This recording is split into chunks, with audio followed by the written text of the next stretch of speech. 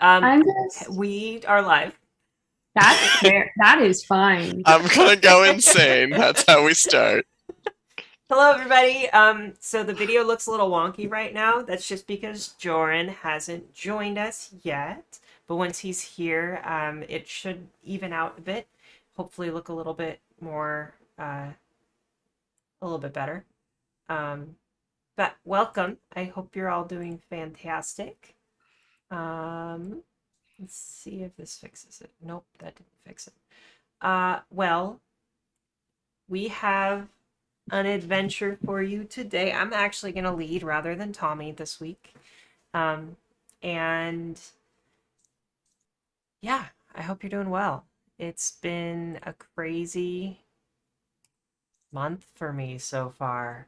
Like, February has been a lot, so I hope you're all doing well. Valentine's Day is coming up soon, which is for some Hmm. a great holiday and for some yeah, a not so fun. So whatever the case is, I hope you all have a restful weekend. Um, and yeah, uh, And let's see. for a very small sum, it's a very busy holiday. Yeah. Oh, I want to show you all. I got my hair done. Ooh. Oh, Very thematic. Wonderful. Thank you. Um, so I went in and got it done today. Ooh, it looks like Jordan is rebooting Zoom, so hopefully he's in soon. And let's see. We are going to run some Starfinder tonight. If you're joining us because you have seen us play video games in the past, welcome back. We're not playing video games tonight. We are streaming a tabletop game called Starfinder.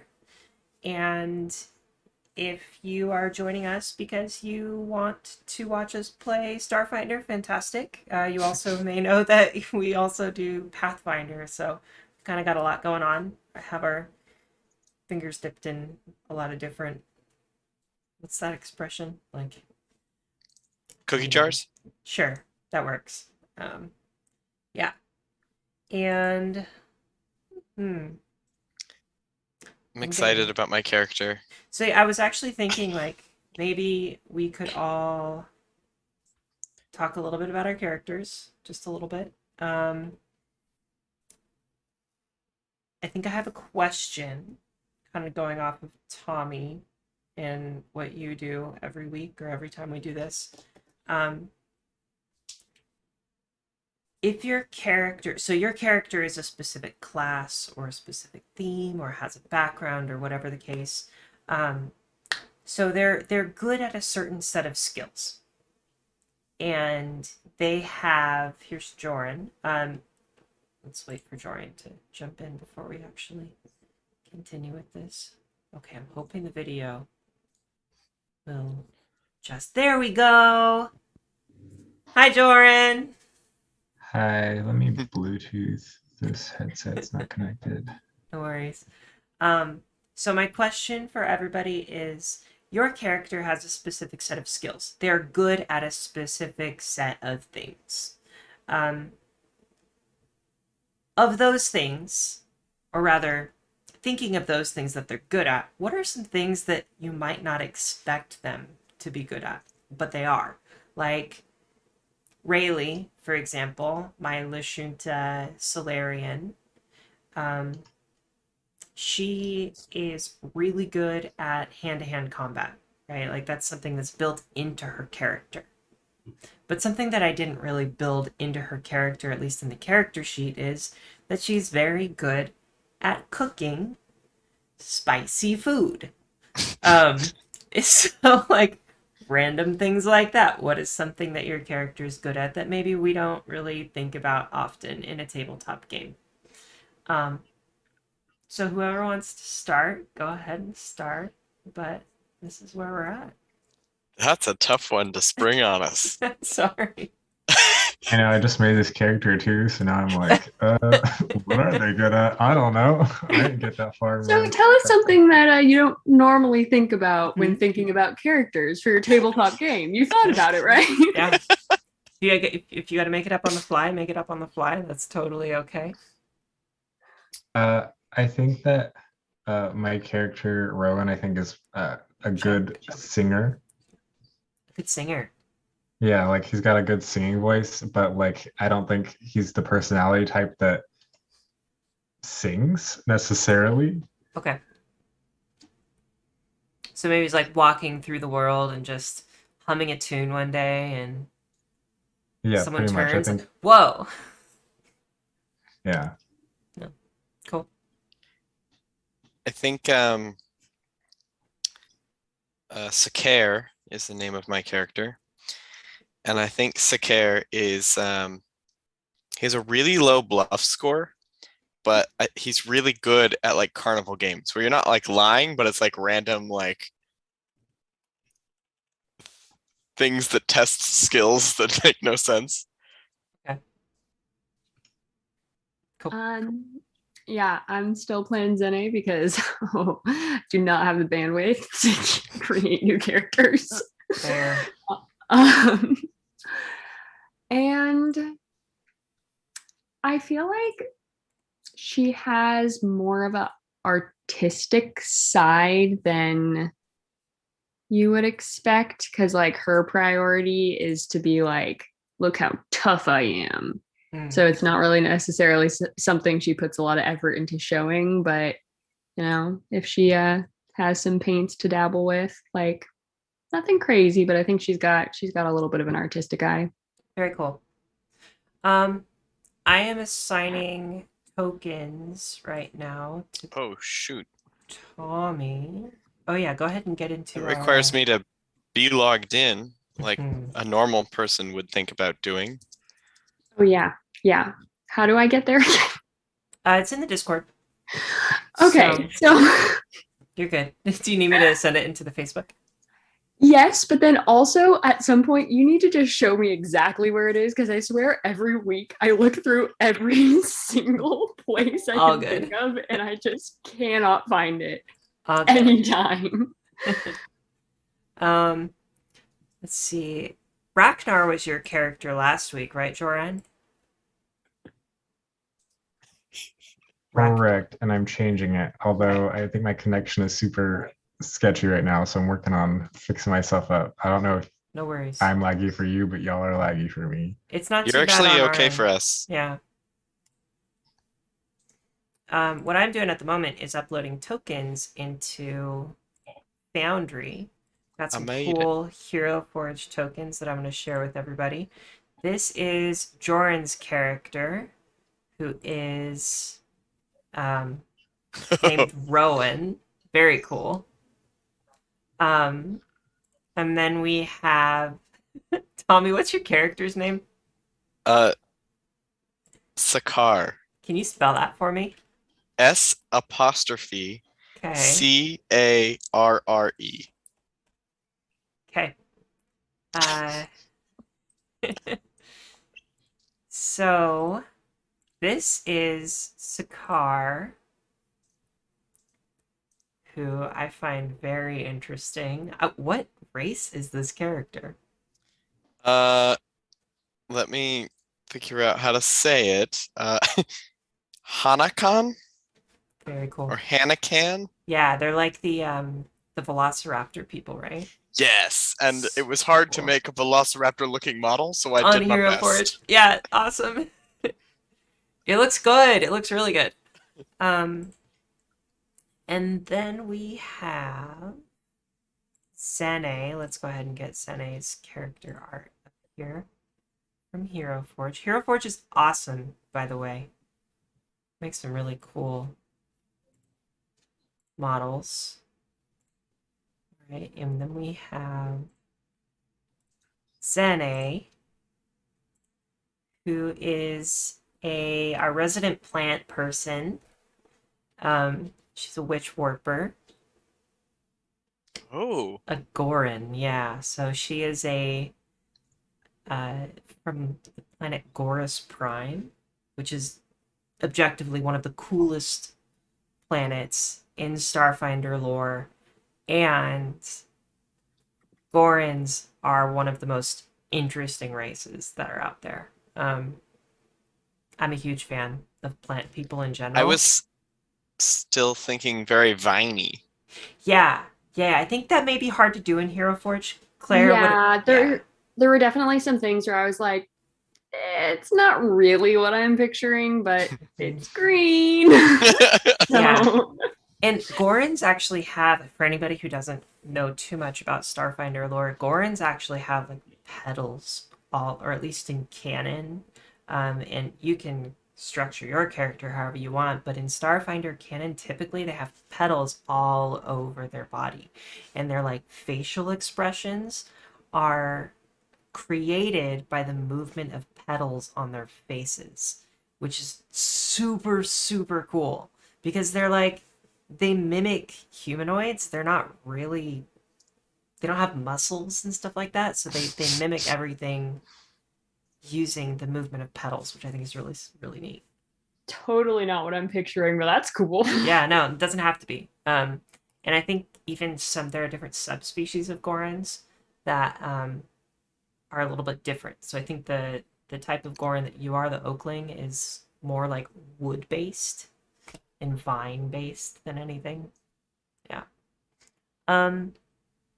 Well, you have been contacted by the Starfinder Society. Let's see if we can get some music going.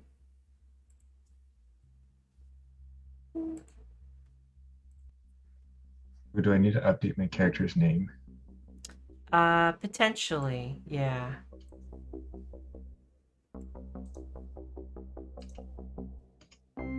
You should be able to control volume on your end. You have recently been contacted by the Starfinder Society.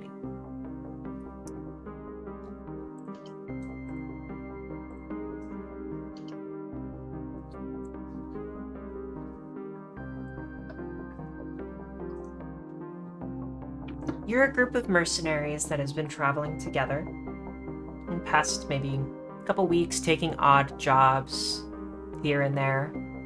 And recently, an individual from the Starfinder Society's council contacted you. Mercenaries, thank you for offering your services while the Starfinders are stretched thin. Your mission, for which you will be compensated 2,000 credits apiece, is to investigate an epifarm village in the clouds of Liavara. While the lack of terra firma on the gas giant presents challenges with food production, the Barathus and Xeno Wardens have developed an ingenious solution. Floating farms among the clouds that cultivate domesticated macrobacteria, and massive epiphytes in a close symbiosis. The Starfinder Society was recently notified that the largest and most efficient of these farms has gone silent. No outgoing or incoming transmissions. Even further, neighboring farmers who have traveled to Episite 01 out of concern have also stopped communicating. For all intents and purposes, this farm is now effectively off the grid for unknown reasons. As you may expect, this raises concerns for the people of Liavara, who rely on this farm as a food source, and for the families of those who live there and tend to the bacteria production. Please investigate, problem solve, and keep me informed. Shizkisk out. That's his name, Shizkisk. That is it's a weird name. It's an actual Starfinder name of a character who's like built into. If you've listened to like podcasts, this guy is all up in Starfinder lore and business. Also, I think they them pronouns for Chiskisk. The transmission comes through. You're in a starship flying above the gas giant planet of Liavara. You start to approach the planet, and as this message comes through, what do you all do? What do you say? How do you respond? Are you communicating with each other? Are you just staying silent? Tell me what your characters are up to. So I think Rowan pulls out a kind of like cigarette, maybe joint looking thing, and just like takes a deep, long drag on it. And just says, "Let's get this shit over with." And, like flicks it away. Sakare looks over at him and says, seems like 2,000 credits might be worth our weight, you know? Zene's not really saying much, but definitely listening and just kind of gives like a little corner of the mouth, half smile. And a pink-haired girl in the back of the ship walks forward. Rayleigh. She gives a quick little snap with her fingers, and a spark of electricity just ignites. And she says, "I'm in for 2,000. Let's get it done." Anybody give me a computers check to scan from the ship. Can anybody do computers? That's a good question. I am not trained in computers. Okay. Can anybody do mysticism? I can do that. We can all do Y'all that. do mysticism. Anybody give me a mysticism check. And one of my homebrew rules as a Starfinder GM is that I like to offer mysticism to my players as an option for scanning when they're in a starship, because there's the scrying option in starship combat, and scrying is kind of like reaching out with your mind and trying to understand what's happening around you, with the magic in the universe. And that is something that you can absolutely do right now. Yeah, I got a 24 on this one. Fantastic. As you are... Yeah, what were those rolls, actually, for everybody? 24? 9. 9? 11. 11.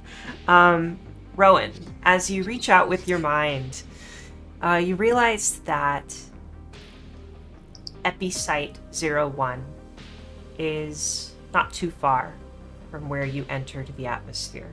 And you're able to guide the ship toward, or at least know where the direction is that you need to go to get the ship toward this farm. And you are able to work your way there pretty safely.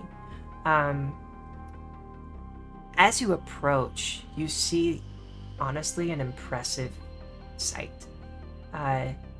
Now, I have this image up on the screen for you right now, which I've taken all of you over to. You should be able to see that there's this blue sky with these clouds, and can we not? Yep.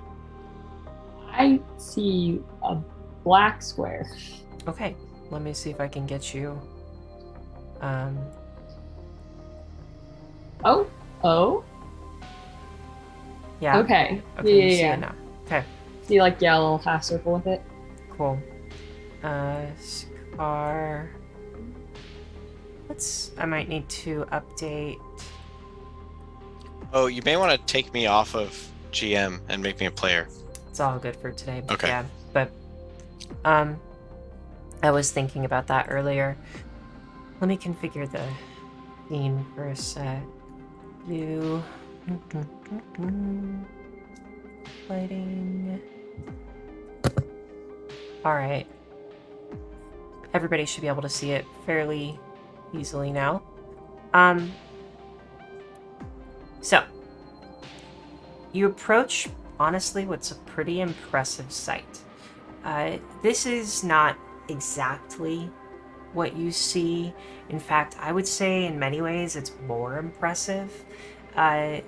This is the closest that I could find an image to represent what you're looking at. But as you fly your ship toward the clouds of Liavara, the sky is actually an orange, like a bright orange that just stretches as far as you can see. And there are hues of pink gases that just kind of permeate that orange sea of clouds and sky. I mean, the clouds themselves are probably, you see some that are yellow, some that are pink, some that are dark, deep burnt orange. And you see a number of what appear to be floating plants. As you approach Episite 01, you actually see this amalgamation of plants all strapped together, like as if someone actually got a tether and tethered every plant to every other plant. And these plants aren't sitting in soil, they're not sitting in water, they're just floating in the gas. It looks as if they had these large air bladders that keep them afloat. And every now and then, one of them might let out some air and sink down just a little bit. And then from the bottom of the plant, where roots might be, it opens up another air bladder, takes it in, and you see this air just come up to the top. And it floats back up. You can tell this is probably some sort of photosynthesis / respiration process type thing that allows this organism to survive in the atmosphere. But they are green plants.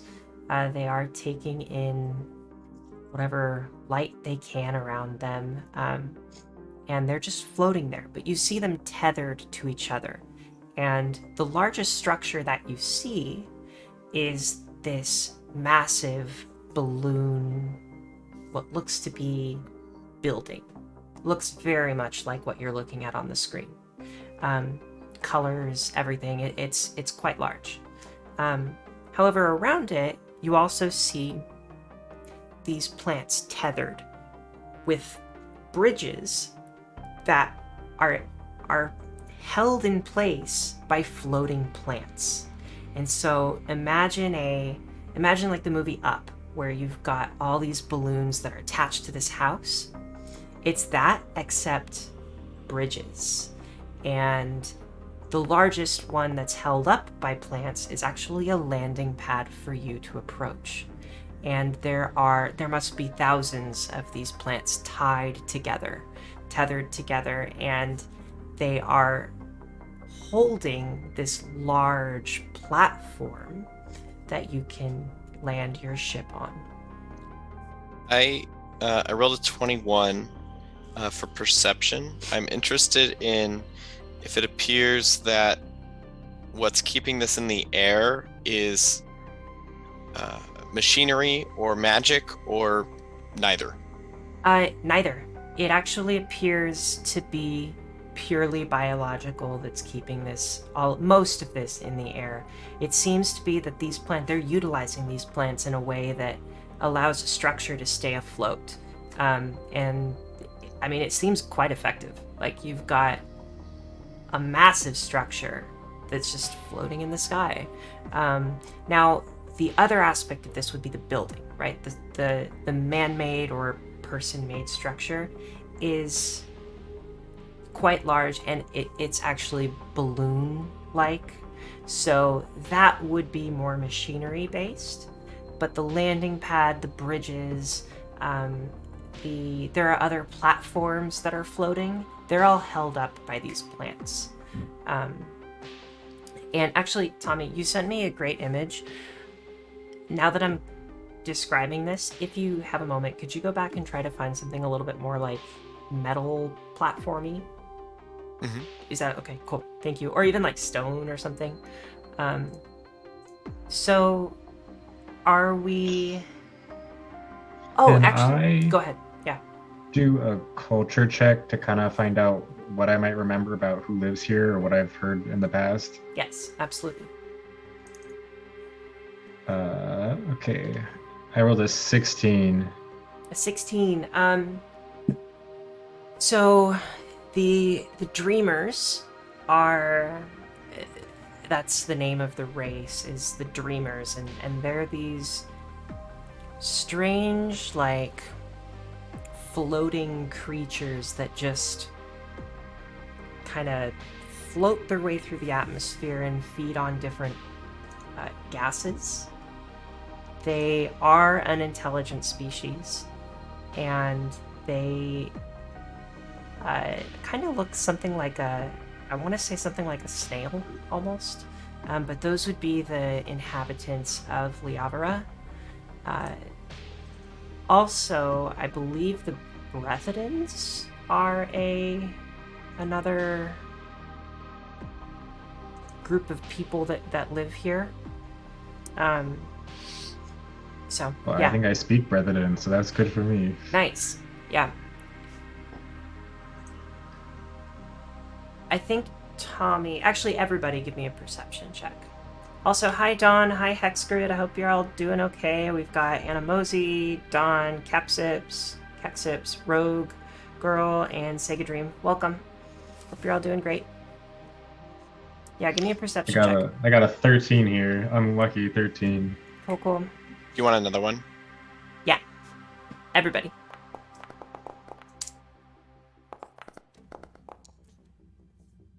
18. Okay, 21. nice. So Sakar and Zene, you not only notice all of these incredible feats of engineering or biotechnology, whatever you want to call it, but you also see there are these very odd looking animals that are floating and flying through the atmosphere and landing on the plants.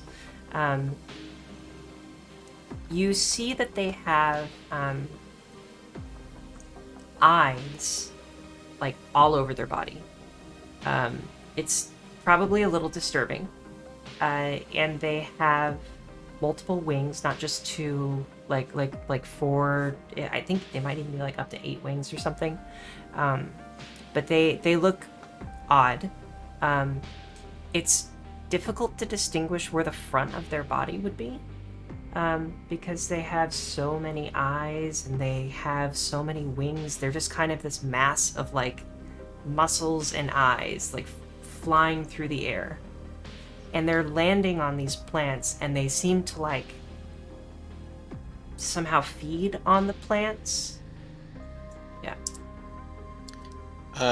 I happen to be a beast blood as my theme. Okay. So it is 5 easier for me to identify an animal. Okay. So I'd like to roll to try and figure out what I know about this with survival. Yeah.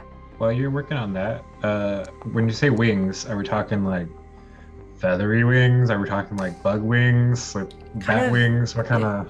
Kind of leathery. Like think of kind of like a manta ray, Hmm.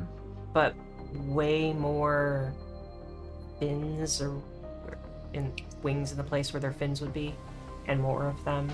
Yeah. Also, I may have missed it. Was there a size?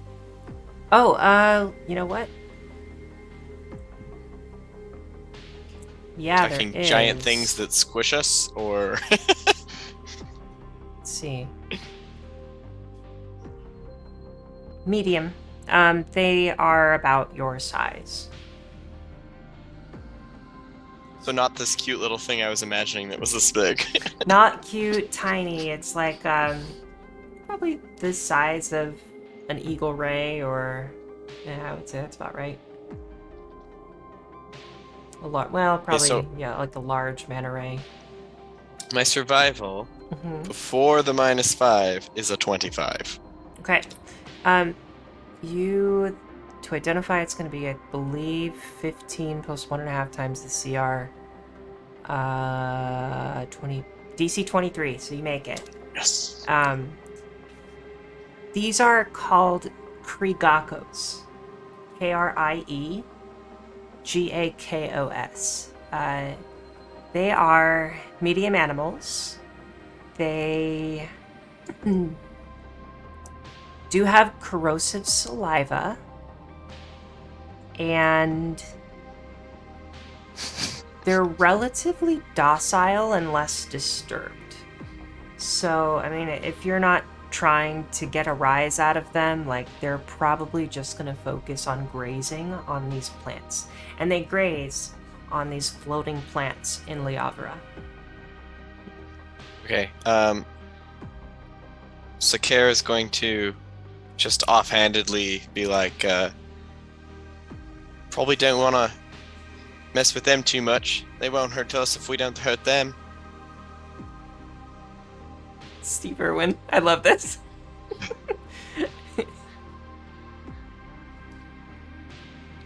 I think Rowan's kind of just unconcerned. It's just, you've been to enough planets, you've seen enough wildlife. Like, we got stuff to do here, We got 2,000 credits, I believe, on the line. Yeah. Kind of want to get in and get out. I think Rayleigh feels similar. She's also excited. Like, she sees the clouds, and she's never seen anything like this before, and I think her eyes just widen as she looks down at everything here. What are y'all doing? Are you landing the ship on the platform? I would Hopefully like to. someone else is. Can I I was pilot? like, yeah, are we in control of this ship? I haven't trained pilot super well, but I trained it more than nothing, and Dex is my skill. Yeah, give me a piloting check. 20, not natural, but 20. Nice. Yeah, you are able to land the ship successfully. As you do, you feel like this is not a normal landing pad. Like, you put the ship down and you drop a little bit. Like, you settle and Not then my finest hour. I mean, you like touch down safely. The piloting is excellent. You are fine. But what should be solid ground does not feel like solid ground. And the platform holding you descends maybe 10, 15 feet as these plants holding it up take the weight of your ship. And I feel like the rest of us just assumed that he's still descending. yeah. But like the pilot's like, ah! I got that sense of falling that's like, I need to update your tokens here so that y'all have. Okay. On Anyway, the map go front, ahead. I think I'm failing you. Okay, no worries. We'll figure it out. We'll make it work. Even if I have to do just a grid, that's okay.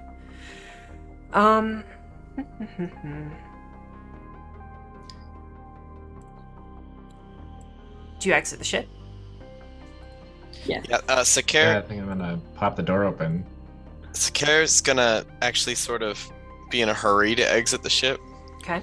He's gonna say, see, they figured out how to not use all this fancy technology stuff. It's not that hard. Rayleigh looks at you and says, "Hey, watch it," with her headphones on. He doesn't even know what those are. Yeah. I mean, I could hardly think this could be called technology. It's very organic, and I just kind of like poke one of these plants.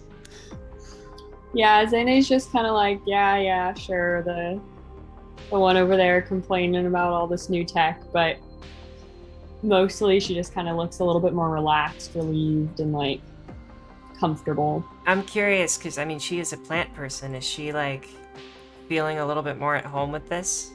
Yeah. Yeah, like it's definitely different than kind of the more wooded area she would call home, but it's still, you know, definitely a discernible step up from the spaceship, and just kind of that sense of fresh air, that very like bio driven infrastructure. Yeah, Seems pretty cool for her. nice. Well, you exit the ship, and before you is a bridge that is suspended by these plants. Give me a perception check, anybody. Perception, survival, physical science, life science, culture, anything you want to roll, honestly. Anything if you're trying to find out information, like whatever. 23 survival. Let me get that one before I go to somebody else. So with the 23 survival, there is nobody around. Like, you would kind of think, looking at this area, that there should maybe be people tending to the plants. Maybe people kind of flying around and checking on things here and there. Are the plants like very obviously historically well groomed, but then there's like shoots coming up that are Sure, yeah, and I think you might notice that, right? Like, it seems as if maybe things haven't quite been as groomed recently as they usually are. People are gone. Like, this place looks abandoned. What other checks? Zene got a 22 on culture.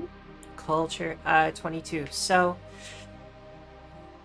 this is very standard for Liavara. They prefer not to use crazy amounts of like fossil fuel type power. Most things tend to be powered by the atmosphere if it can be. It's a very sustainable career, or not career, but it's a sustainable way of doing things. This how they farm, and you can see like all of the pieces to how they normally would farm. Like, you can see the plants, and then you can see these winged creatures landing on the plants, and you know from maybe reading about Liavara at some point that the plants are what draws these Kriegakos. The Kriegakos help kind of keep these plants healthy, and vice versa. And the plants themselves produce bacteria, and that bacteria is then harvested and used in food production. And so this healthy relationship between the Kriegako and the plant is what drives these farms' success. And so I think you might know about that from maybe something you've read at some point, or maybe something you've studied.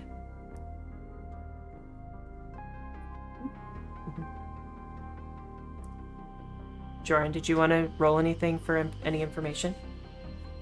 Yeah, I was actually just curious. I wanted to use detect thoughts and kind of see if these plants are just plants or if there's anything more to them at all. It's basically detect the presence or absence of thoughts from conscious creatures within 60 feet. Yeah, go ahead and do that. So, do you have to roll a mysticism check for this, or is it just immediate? Like, I think it's just an immediate. It's a will save. That's right. For whoever doesn't want their thoughts read. I mostly just want to use it to see if these plants are like conscious. Have more than one intelligent point. You feel as if. Okay, you cast detect thoughts on the plants, And are you specifically focusing on plant? Like, are you saying, okay, that plant, that's the one that I want to try and... Yeah. Okay. I As you wanna- do this, yeah, as you reach out, you don't feel anything from the plant. But somewhere in the atmosphere around you, and it's hard to pinpoint what exactly it is, you do detect that there are thoughts present from something else, but it's not the plant, and it's hard to really narrow down what exactly it might be. Hmm. I think we're being watched. Everybody give me perception.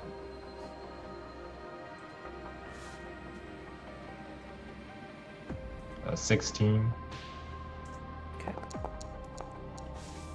15.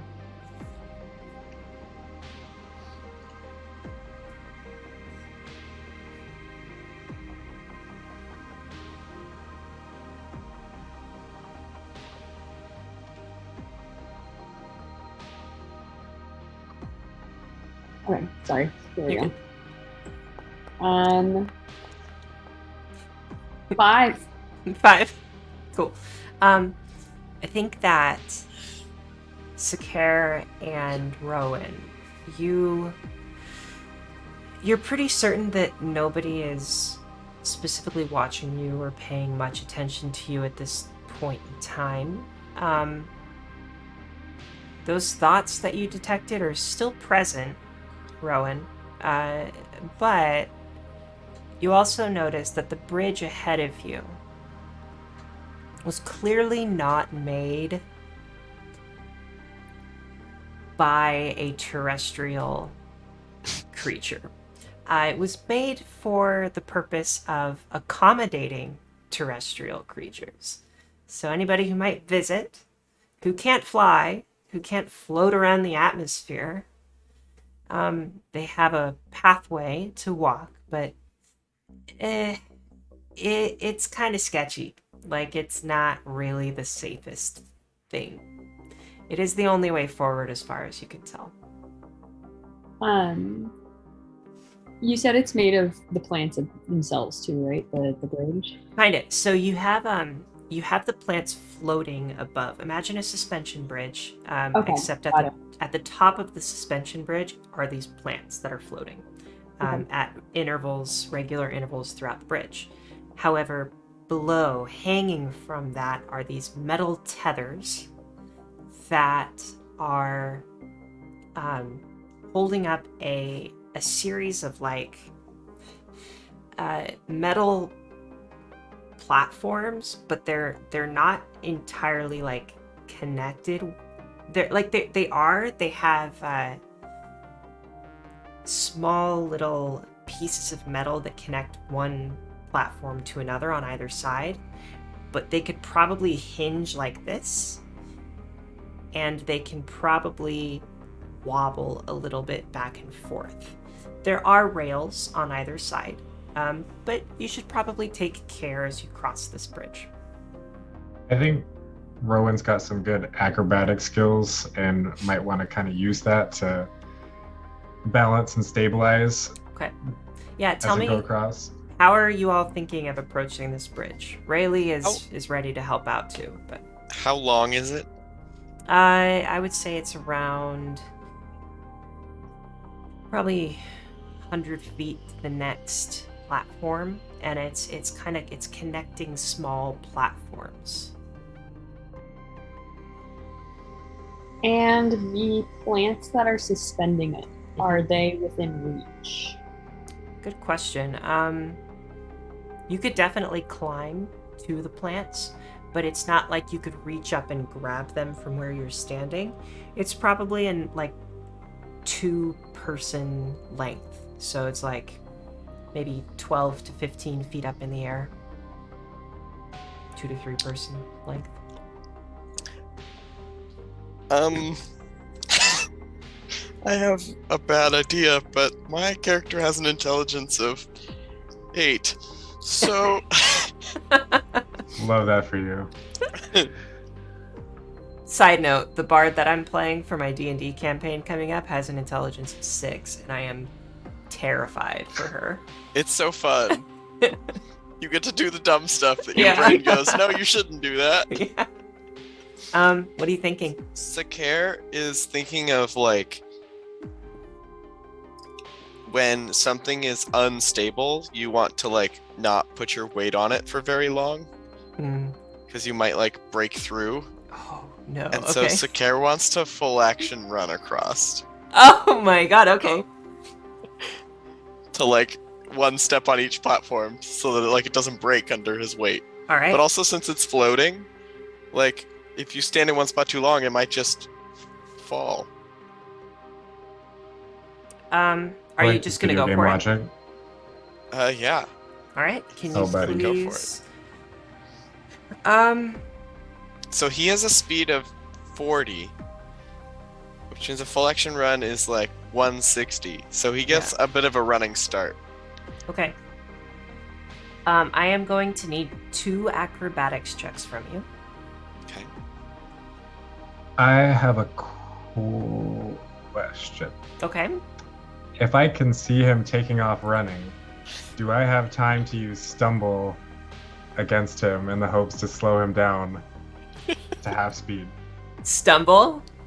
Yeah. Like force him to fall? I have a spell that says you momentarily transpose the position of the limbs the target is using to move. If they fail a reflex save, it's off target. Maybe that's not so good. I just read the can move only at half speed for 1 round, and was like, oh, that's maybe like one way to help this. I mean, if you want, I go said for there it. was quite a bit of runway before I got the bridge. Yeah? So you definitely would have time to react. I think I should try it. Go ahead and cast it. Give me a reflex save, Tommy. Okay. The Reflex. DC is 15. Ooh. 50-50 here. I fail. Okay, you are slowed to half speed and off target, right? Yeah. So, if I'm slowed to half speed, do I still do a 4 times run, but at half of my movement speed? Yeah, I believe so. So now I can't even completely cross it. Now I'm running and ending my movement on the bridge. Go ahead. If I even make it on the bridge. If it's off target, is Am he I just running off? Like, did he just run off the platform? So you just see me like stumble and like Just like, my left leg is my right leg for a second and like just like completely lose my momentum. And you are still moving forward though. Like, you're still working your way forward. Can you give me... Oh boy. Can you give me a D4, please? Yeah. A 1. Oh, God. So, Tommy, Sakare runs, and as you become off target from this spell, you trip a little bit and your direction slightly changes, and you begin running toward just the edge of this bridge. And you're not on the pathway that would allow you to go forward across the bridge anymore. You are just to the right of this bridge. And you're within reach of it.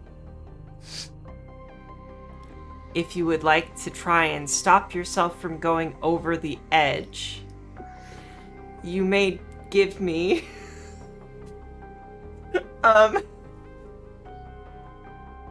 give me a... Oh, what do I want to do? I think it's a... No, it can be an acrobatics, whichever is higher for you. Athletics, acrobatics, or reflex.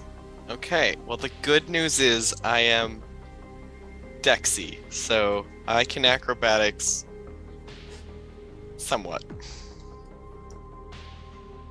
Let me double check what my bonus is. It is 8. It's not bad. Pretty good. Not a 1. Not a 1. Okay. It's a total Okay, of this 17. 17. You're fine. You catch yourself. Oh, How do you catch yourself? Okay, so just to give you a picture, you're running forward. You trip. You veer just to the right, and there's now a platform. So, platform, bridge. You are right here. How are you catching the edge or the bridge? I don't have long enough arms to grab onto something like that. So I just bite the edge of the bridge Okay. with my mouth. Okay. And I'm hanging via my mouth.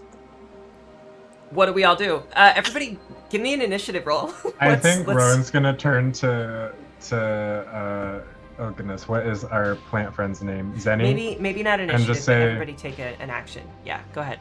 They let just about anyone on these missions these days. And I kind of turn back to, or Zenny turns back to Rowan and is just kind of like, "You're telling me, do you think that was gonna help us?" But then, like, as she... You notice that he casts a spell? Oh, I guess. Good call, good call. Okay, yeah. So then Zene's just kind of like, seriously, and starts sort of strolling over to this guy hanging by his mouth. Oh my gosh. I think Rowan feels a little bad. Not that bad, but like just enough to know that this is kind of his fault. And so he's gonna, as agilely as possible, try to make his way over to our friend.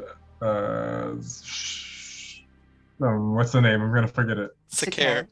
Sakare. Okay. And I guess I'm gonna try to acrobatics. I want to look cool when I do it. Mm-hmm. I roll 18. Okay. What are you doing to bring Sakare up? I think I'm gonna he's only about 20 pounds, I guess, and so I'm super light. I think I'm gonna just grab him by his little tail, since that's the end that's not holding on to anything, and just kind of hoist him up. I'm not super strong, but I'm strong enough. Also, If I had to pick up my cats, then Rowan could pick up. And This lizard. Zene also is walking over there in order to lend a hand, so she can kind of reach down and add a little extra yank. Yeah. Okay. Character death avoided. Congratulations. You are now safely on the platform, and there is a bridge to your left. What do you all do?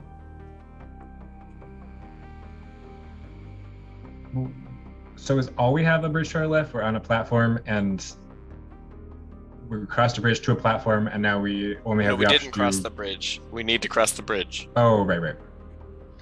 So Zenny's just kind of like, shall we?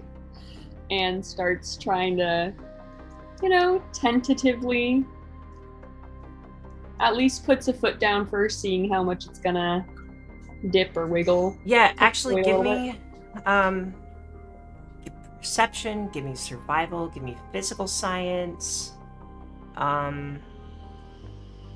See if you can get an idea for how you might want to distribute your weight. I'd also allow acrobatics or athletics for this, just to test the waters, I guess.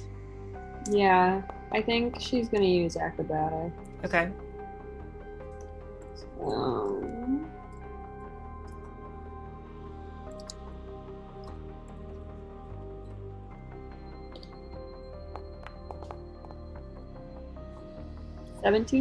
17. Okay, go ahead and award yourself a +4 bonus to your next roll as you cross the bridge. So as you are crossing the bridge, if something happens, you feel confident that you could give yourself a bit of a you could catch yourself if something were to go wrong.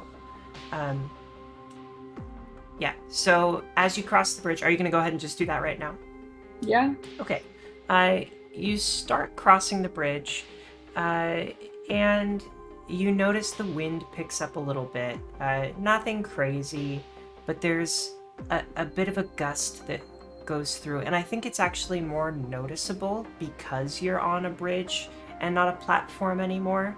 Like, this may have just been something that has consistently been blowing through, but now that you're like, I mean, there's literally like a piece of metal keeping you from falling to your death. And that's it. Like, that's the only solid piece of ground that you have. And so the wind is much more heavily affecting it out here, especially since this is held up by moving plants that are flowing with the wind. So, as you step forward, a gust of wind kind of pushes through the bridge, and you feel those little hinge joints kind of jolt a little bit. And you feel yourself falling a little bit to the right. There's a cable that you can hold on to your right. Give me an acrobatics or athletics check to see how well you can hold on.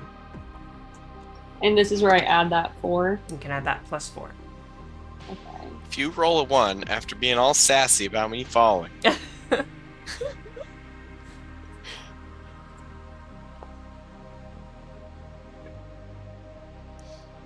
17 again. 17. Is that with the +4 as well? Yeah. Cool. You catch yourself. You feel pretty confident that you can now move forward. And you also have a better feel for how this bridge reacts to weight and movement and the wind. You also notice something that you can choose to share with the others if you would like before they cross the bridge. You notice there is an ideal time to move forward, to take a step. And that ideal time is after a gust of wind blows through, it seems to kind of die down for a moment. And you can take a step forward, take a couple steps forward, and you can feel when the wind starts to come back up. And you know that's a good time to hold on. What do you do with this information, if anything? I think she kind of waits until that die down and then just kind of looks back and is like, "You coming?" So, having like just gotten an idea of the weight of, say, Sakar, was it? Okay. I know that I could probably fit him in my backpack because I got about 7 bulk in there, and he's probably about like 2 or 3 bulk. Okay. And so I get the idea to kind of like put him in there so he doesn't blow away. I'll kind of be nice about it. I'll be like, hey, you should maybe hop in here. It seems a little blustery up here. Okay. oh, I appreciate that. I guess it's a little windy up here or something. I didn't know I'd missed the bridge there. Yeah, it happens. That's it. Cool. And so I'll like put him in the backpack and then maybe like follow Zenny's lead. I would like you to give me, well, you're not overburdened, are you? Or encumbered? No. Okay. So, yeah, go ahead and start your journey across this bridge. Give me an athletics or acrobatics or perception or physical science. I'm going to go with acrobatics. Play to my strengths. I got a 15. Okay. The natural roll by itself was a 5, so just Very nice. give context about. You feel as you step on that platform, the first platform, you feel the give, you feel how the weight affects the bridge. And just like Zene, You think that you could have, what was your total on the acrobatics? 15. A 15. Okay, just make it. You feel that you could have, you could adjust as you walk across this bridge if need be. Give yourself a +4 bonus as you travel across this bridge. As you're stepping, moving forward, I think you also feel kind of, actually, give me an acrobatics check as that first gust of wind comes through. Acrobatics or athletics. Yeah. This was a 22. A 22. Okay, you're great. And you also feel the same thing that Zene felt moving forward. There is an ideal time to take steps, and there is an ideal time to wait. At some point, you get the sense that there's a source of light blue light behind you, and you feel a little bit of static in the air. Interesting. Okay. I feel kind of like the prickles on my neck as they kind of like. Yeah. Okay. Rayleigh is going to take her first step. We're going to see how she does with this. I'm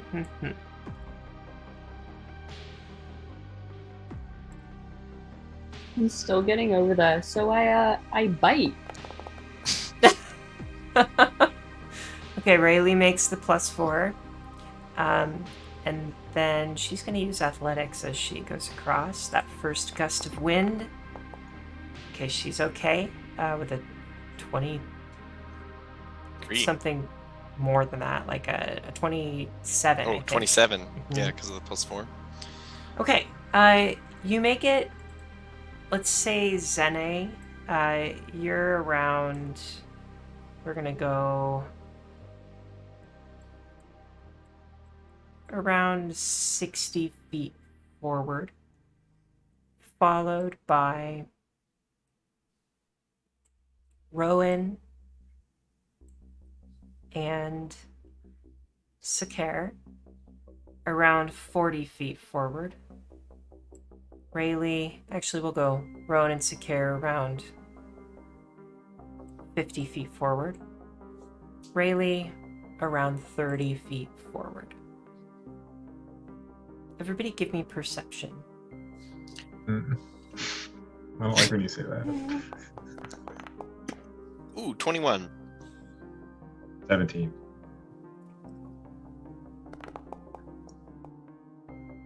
17. There seem to be some Kriegakos above you that are disturbed by the movement on the bridge. They're feeding on the plants, and as you step, every time you walk forward, they lose their hold on this plant. And they have to readjust their positioning, and they have to try and feed again. And then you take another step, and they have to readjust their positioning, and they're getting annoyed.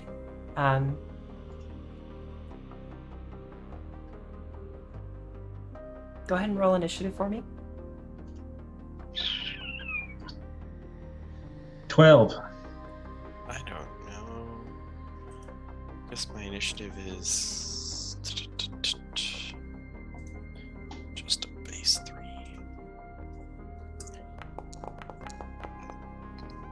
9.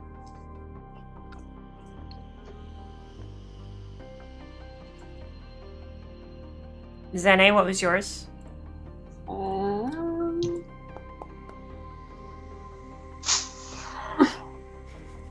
It was so close to a 19. What was it? Total 5. Okay. Doing great stuff. We're doing great. I Rowan. was like, yes, 25. Rowan. Yeah. Oh, it's a 12. 12. Sakar. 9. Doing great. Yeah. Rayleigh. Gonna roll that. Oof. 7. Okay. One of the Kridakos leaves its positioning. And Rowan, you see that it is potentially going to become aggressive toward all of you. What do you do? It's probably within 30 to 60 feet of you. Within me. Yeah. Okay. Okay.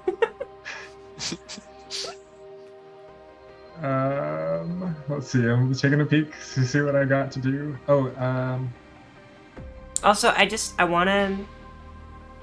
Yeah, no, I'm not going to say anything. Go ahead. I'm gonna just like play Jurassic Park it. I'm gonna try to stealth. I'm gonna try to just be as like not present there as possible, and just hope that even with all those eyes, I'm sure it's kind of confusing, and just hope that it like doesn't see me. Give me a stealth check. 21. What do you do to stealth?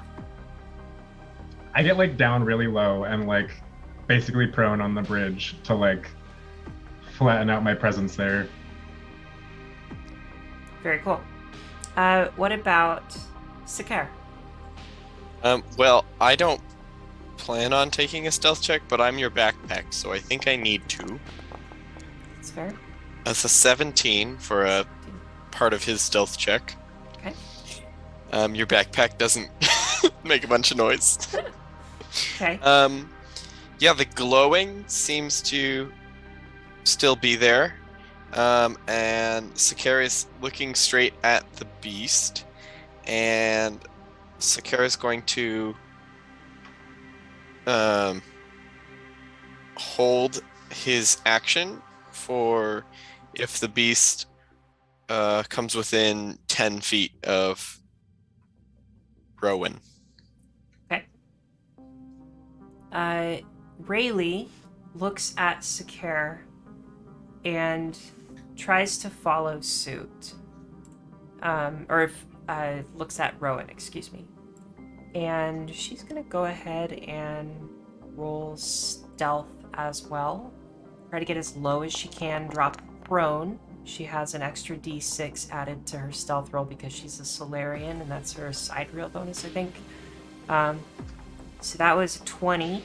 She drops down successfully, and she's pretty stealthy. The beast doesn't seem to take too much note of either Rowan, Sakar, or Rayleigh. Sene, what are you Jolly doing? Green. How far apart did you say we were? About. You are about 10 feet ahead of, I think I said about 10 feet ahead of the others, of Rowan and Sakar. Okay. So I am. Arzene is also taking kind of the hint or like going off of she's seeing everyone else do. Mm-hmm. And is gonna cast Infinite Worlds. Ooh. To bring in like a thick fog. But I think it might only be a 10. I'm trying to look up the You could thick fog the creature. Yeah, I'm worried if I thick fog the creature, we just can't see the creature. Like, I guess it's kind of the same thing, but I want the creature to not see us. Like, just be like, oh, it's just a cloud. But I want to double check the area. Okay. I think it's... I want to say 10-foot radius, but let me take a look. We're all looking. Yeah. It also might be Quick, difficult quick, quick, terrain. It's definitely difficult terrain. Which isn't horrible, it just means you move at half speed. Which, assuming you don't get spotted, is fine, right?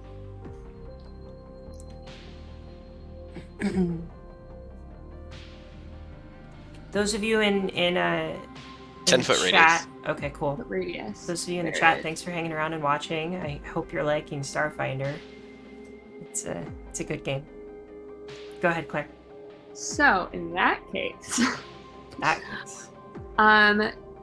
she is going to cast Infinite Worlds like above okay.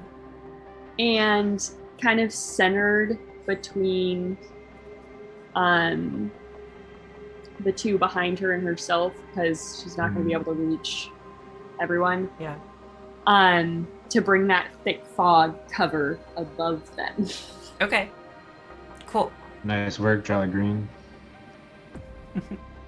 I like it. Can you give me a free action stealth check too, along with this? That makes sense. I'm gonna give you hella bonuses because of your fog, but I just wanna. Cool. I Get was some like, sort of- One! bonus, right? Please. But let me double check. I think I have a little itty bitty bonus. Cool. Okay, so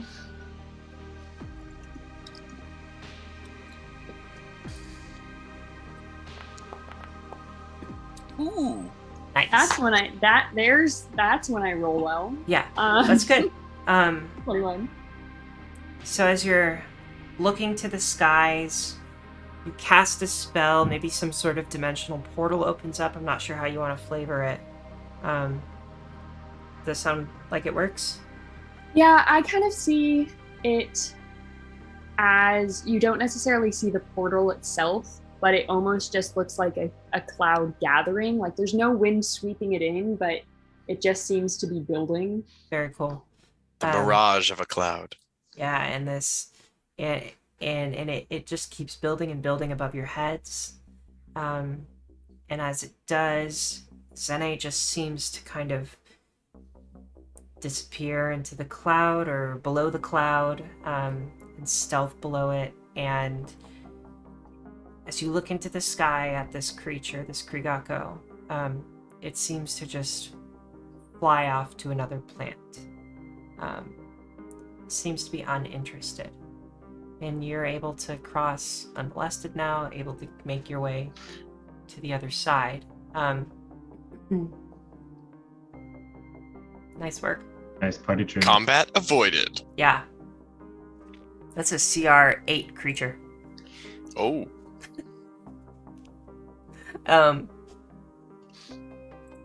Okay. What do you do as you get to the other platform?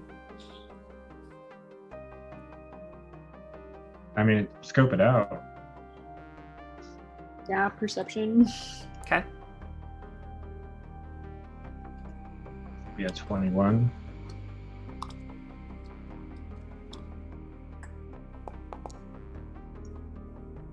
It's 21. Nice. I think I'm going to. This could be a terrible idea. I'm going to mystically soothe my surroundings. Okay. What does that mean? Like, I'm like letting off a calming mystic aura. Is that a skill check or is that a spell or? It's just my mysticism, but Okay, cool. I Yeah, have give me a an mysticism item check. that does something like that. oh good, I didn't roll terribly. It's a 22. Okay. Well, the environment seems calmer around around you. Doing good. And with your perception checks of 21, I mean, clearly everybody can see this is some sort of like ceramic or like stone platform. And it's tethered to these plants. It's a circular platform, and the tethers are they create somewhat of a cage around the platform, so like it's pretty hard to fall off the edge. Yeah, like it's fairly safe. Now, you could squeeze through the tethers, like pull them to the side a little bit and like yeet yourself. But like I don't think anybody would accidentally fall through them. And so they go all the way across, or all the way around the circumference of this platform. The only spots where there aren't those tethers are where there's one bridge, the bridge that brought you here, and then there's another bridge leading off to another platform similar to the one that you are standing on. The same thing, those tethers go up to the top, and you have these plants that are around the edges of the circle, and they're hanging, or rather, the platform is hanging from those plants. With the 21, I think you might notice this seems to be like there's equipment on the platform that seems to be used to harvest the plants. This is probably a farming platform. This has utility to it. And as you arrive, maybe you notice that there are some tools there, maybe there are some chemicals that they might use to stimulate growth in the plants. In general, I mean, this looks like it is a farm of some sort. You also notice that there are many Kriegakos around the edges of this platform, and they're diving in, feeding, grazing, swooping back out, going to another one, diving down, swooping in, grazing, sweeping themselves back up into the sky. And you also notice another creature. And as you do, I do need a perception check from everybody because it is going to become relevant in just a moment. An additional one? You can use your perception that you had, so the 21 will carry over.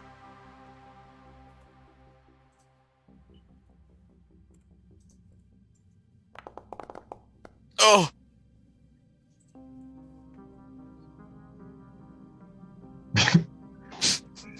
And One more Dead. time, how'd that go? I do need a moment. I did the I did Claire's 19 rolled over to a 1. Oh no. Oh. Wait, what was your 22 for? It's +6, so it was for my soothing air. Yeah, Right. he was really calm before.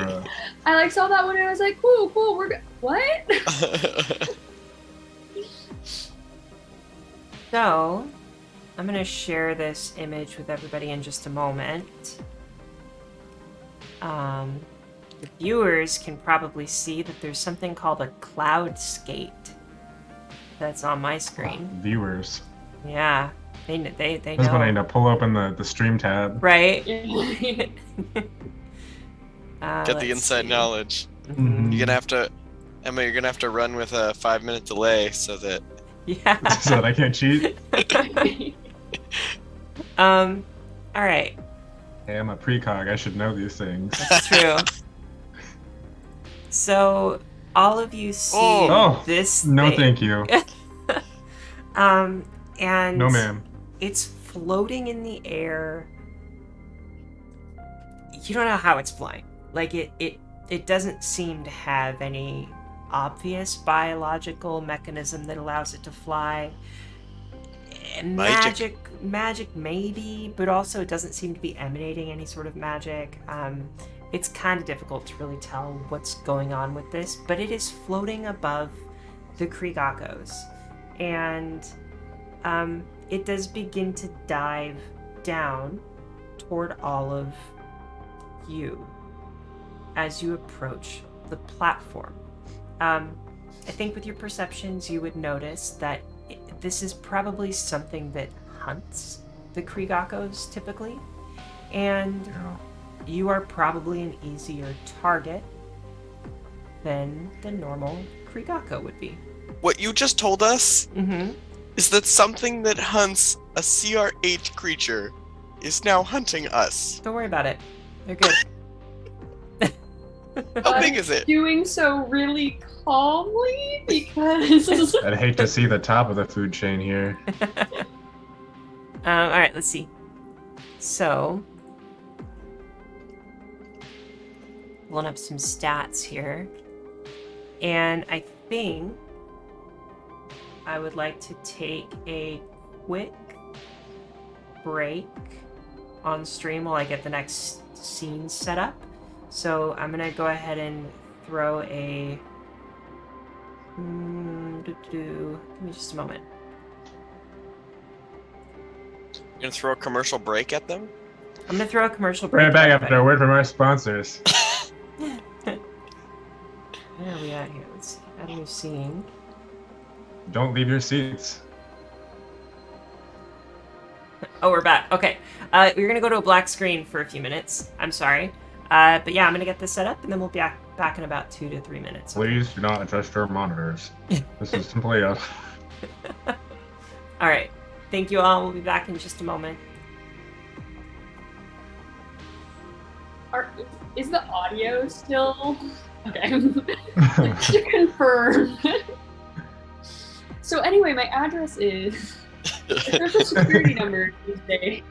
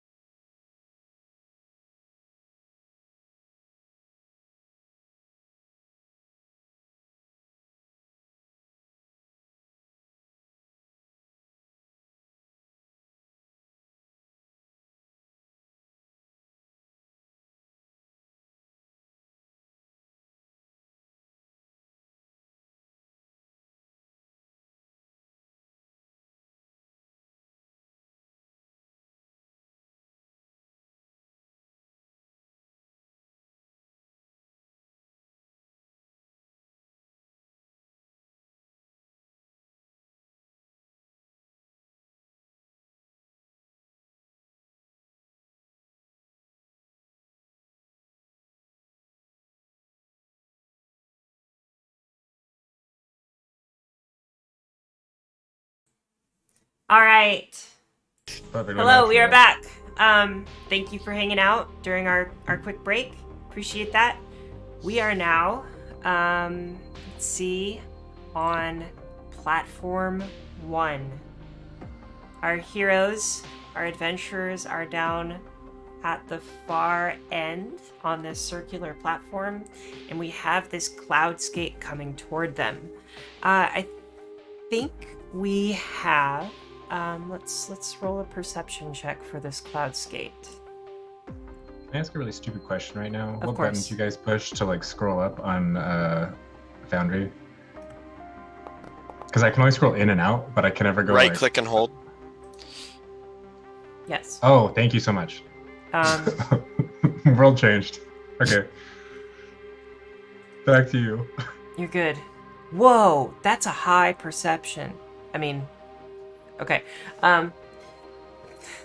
So, Zene, wait. Did everybody roll a perception just now? I think I heard 21 and something. I used my old 21, but I don't know if you want me to roll another one. I actually would like you to roll another one. So what happened is that Ooh, 12. the backpack swallowed me. Okay, I nat 1'd, so I have a 4. amazing. I'm staring at the inside of a backpack. Okay, cool. Well, I got 2, so I am also out of 4. Okay. Sure, I can't keep that 21. I am sure. Rayleigh is gonna roll her perception check.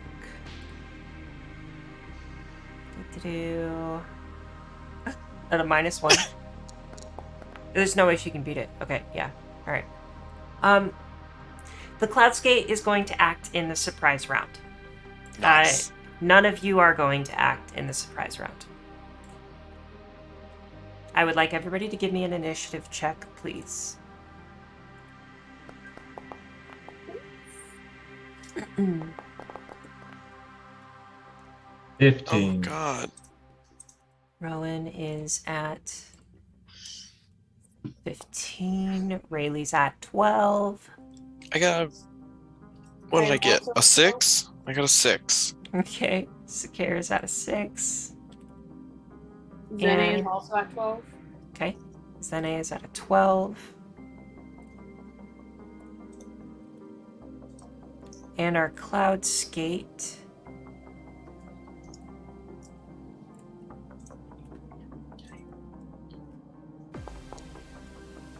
is at a 19.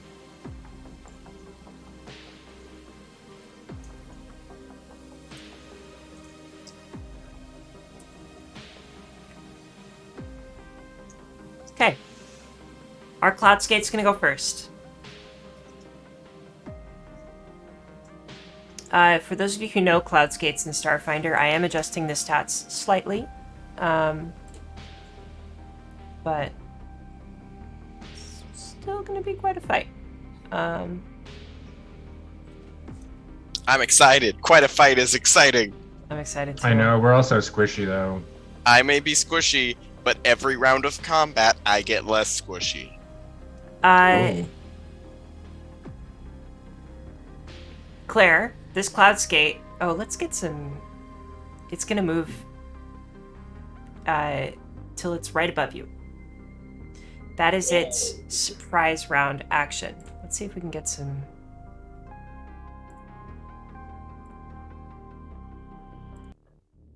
Some music going. Ooh, spicy. Changing it up. Switching it up. Wub wub wub wub. Wub wub wub. All right. Come on, synthesizers.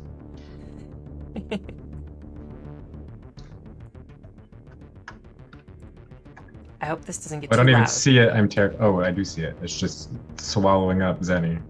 All right, Zene. The first thing that this cloud skate does, yikes, It eats you. I'm dead. I'm swallow a hole. I'm so No, sure of it. it's- oh, wild. Okay, so another thing. Oh no, it's not using that. I'm so excited to play this one. It's so Oh cool. my god. Everything you say. I know. I'm so sorry. Okay, so it's going to reach out with a tail lash. It like floats toward you. I think you would notice that as it does, it's pushing air out of the back of its like head, and that's what's propelling it forward, kind of like a booster almost, and gets right on top of you, angles its body down until this thing with like 6 eyes and this gaping mouth, it is, oh, also, don't hate me. Please don't hate me. Mm. Don't There's tell me a- there's another one. It's a large Oh, that's creature. fine. That's Um, fine. So it's quite a bit larger than you.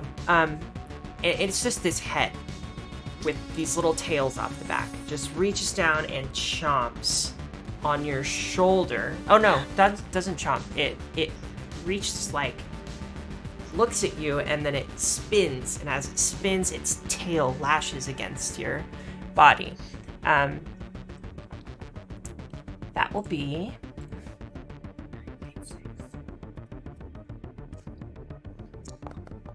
27 to hit your KAC.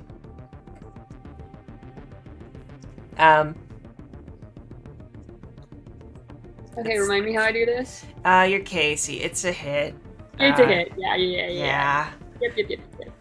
Okay. Oh. Yeah. So it is going to lash out at you. That will be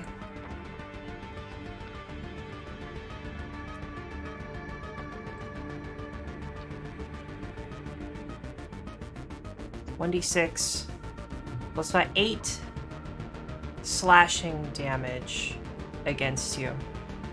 Okay. You're at full health, everything, by the way, from the last adventure. Everything resets. Okay. And then...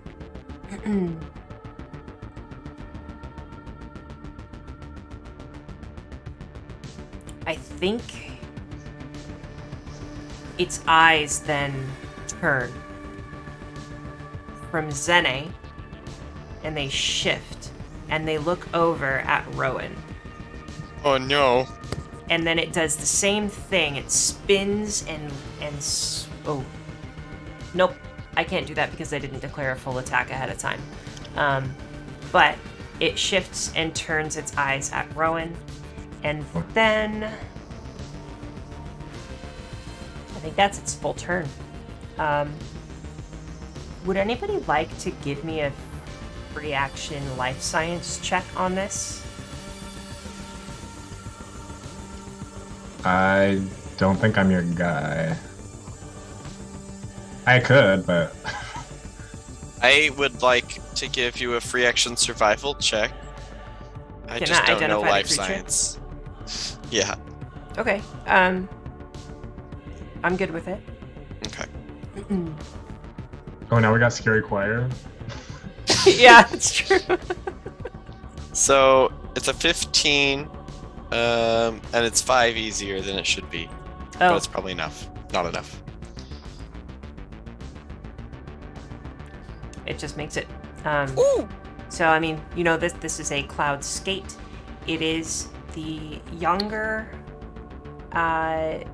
It's the offspring of a cloud ray, and so you know that this is the baby version of the creature.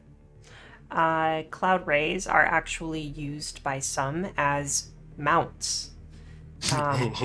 And so there are some people who train these creatures and stand on top of them and ride them into like either corralling other or animals like as a rancher type thing, or even some people riding them into battle. And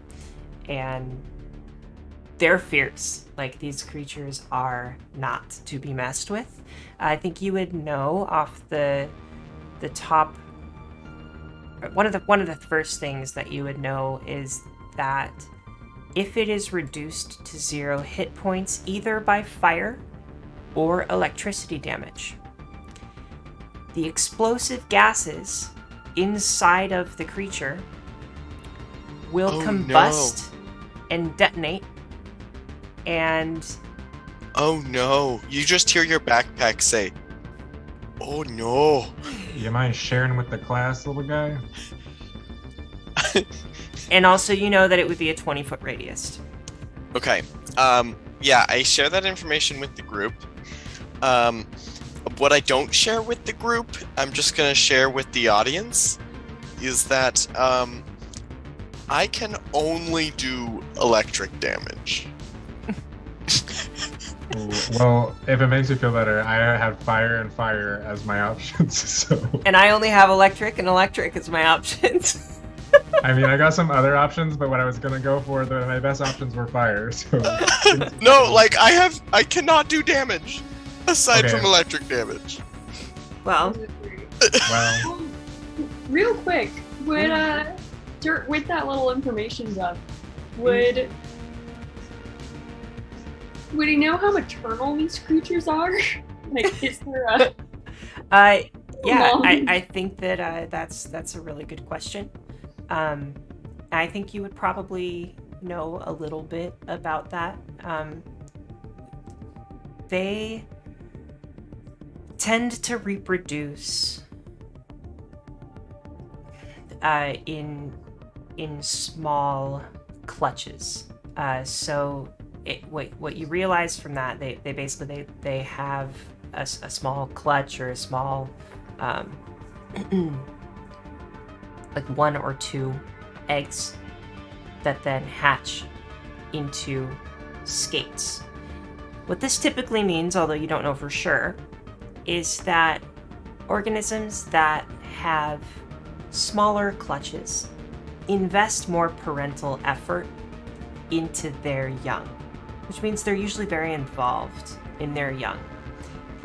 The opposite being the tree frog that lays thousands of eggs and then doesn't do any parental effort, just there's the Good eggs, good luck, go survive, right? This is the opposite. They lay 1 to 2 eggs, and typically the parents are pretty involved. As far as you can tell, though, you don't see any maternal figure. No cloud ray nearby. For now. For now. I think next up is Rowan. What did you want to do? Rowan's gonna look this thing in all of its eyes and just gonna say, "Try it, big guy," and I'm gonna cast Reflecting Armor, which I don't know. I'm gonna cast a little spell. I don't think I have to do anything to make it happen. Okay. Because it's the effect happens when I'm attacked. It should just be a +1 or +2 to AC, right? Not quite. Okay. So, do you want to know what happens, or do you want to just find No. out? Tell me when it happens. Sure. I get a little shiny glow around me. Okay. Is that everything that you do?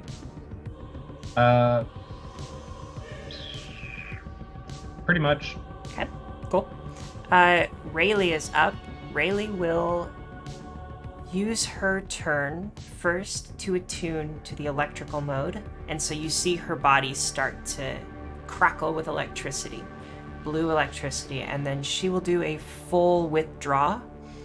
She's gonna step 10, 15, 20, 30 feet back as she begins to crackle with electricity, and then Zene, it is your turn.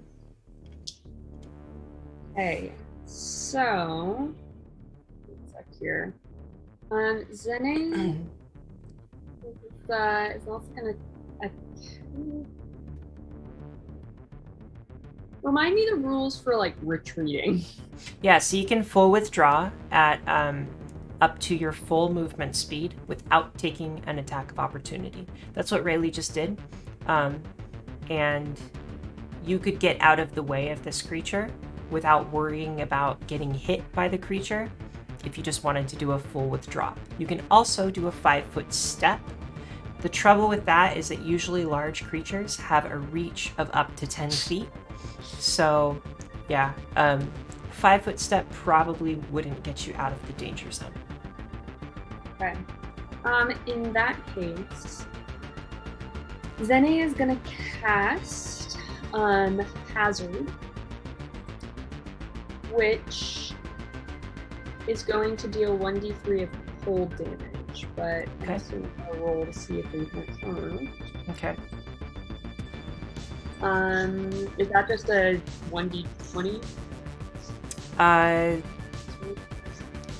I believe you just cast hazard, and then it's probably a fortitude save on my end. Let's take a look.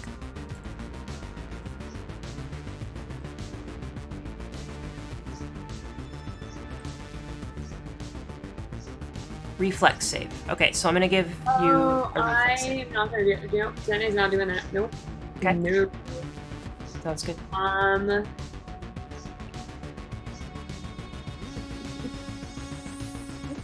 Yeah, Zene's.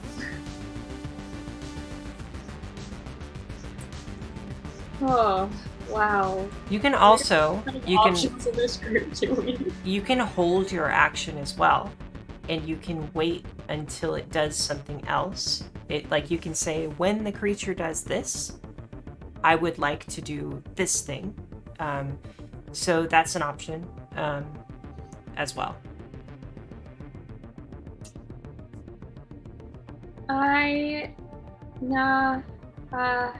Nah, she's just taken out her, I'm gonna mispronounce this, chitin blade? Chitin blade, yeah. Titan blade, there we go. Yeah, and is that like the movement and she can't attack? So yeah, you can take out that blade as a move action, and then you can attack as well. Well, that's what we're doing. Honestly, smart, because anything else would incur an attack of opportunity. So go ahead and roll d20. Okay. Yeah, over 10. Yeah, no, I was thinking about that, and I decided that was intentional and not accidental. What is your bonus to hit? Oh, right. I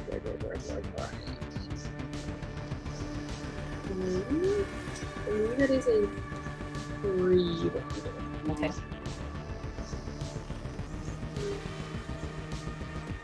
Yeah, 3. Okay, so that is a miss. But you take out your chitin blade and you strike at the creature, and then it misses. Probably it kind of dodges out of the way as it just spins in the air. You see a little bit of like these pores open up along its body that just like shoot air out, and it spins in a different direction. So there are gases inside of this creature that allow it to move. Okay. Next up is Sakara. Okay. Sakar gets 1 evolution point for having his turn. Very cool. That causes him to have a 45-foot movement speed, which doesn't really matter right now, Okay. but it's cool.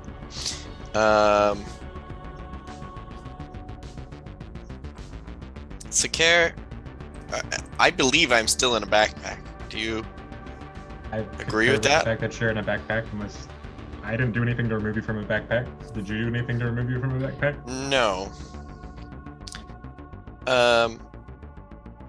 Yeah, Sakar's gonna climb out of the backpack with his climb speed. Climb down his holder. And full action retreat, whatever that's called. Okay. Yeah, full withdraw. Mm-hmm. Okay. And since he's full withdrawing, might as well move through the enemy. Oh yeah, because it's not through its space, it's through... Yeah, you're okay. It's above us, right? It's above us, yeah. It's Yeah. above you. Okay, so yeah, that's my turn. Okay. Now we're back to the Cloud Skate. And it's gonna chomp again. It is actually not gonna chomp. Tell me that. It's gonna send out a whale and summon something 10 times bigger.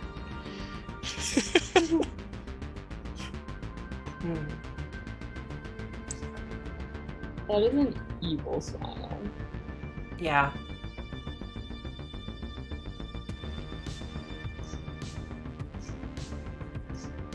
Like, you're looking like straight diabolical. All right.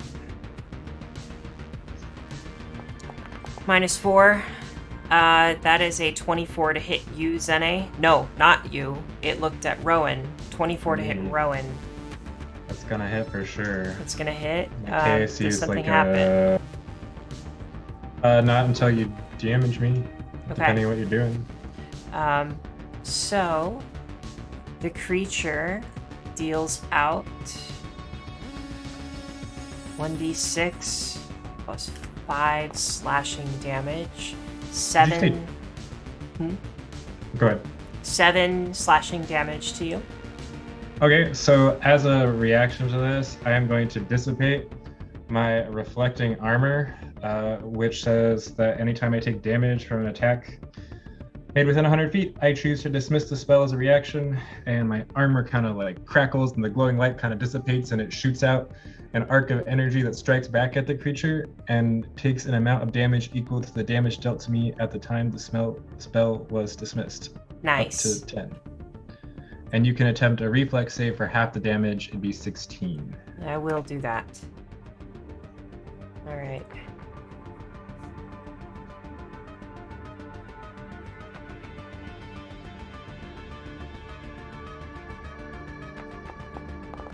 I mean, I think I still take this damage. Oh, nat 1. Ugh.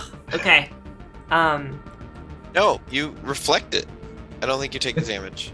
It's unclear. No, it's once because something I had last week had this ability. I'm pretty sure you're wasting a spell slot to reflect one single attack, but it completely reflects it. Okay, well, we'll figure it out. That makes sense. Try to figure it out, but I think we'll go with that for right now, unless we can find anything that conflicts. So that's its first full attack action, and then after it gets blasted by your energy, your reflecting armor, I think it repositions itself in the air, spins around, and then shifts its eyes back to Zene and lashes out again.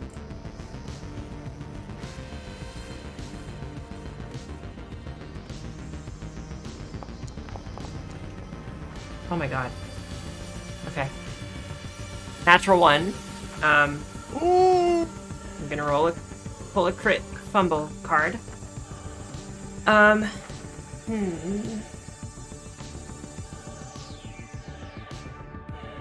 Nasty Splinter. This actually kind of makes sense. You've got like wood, you've got like bark skin, right?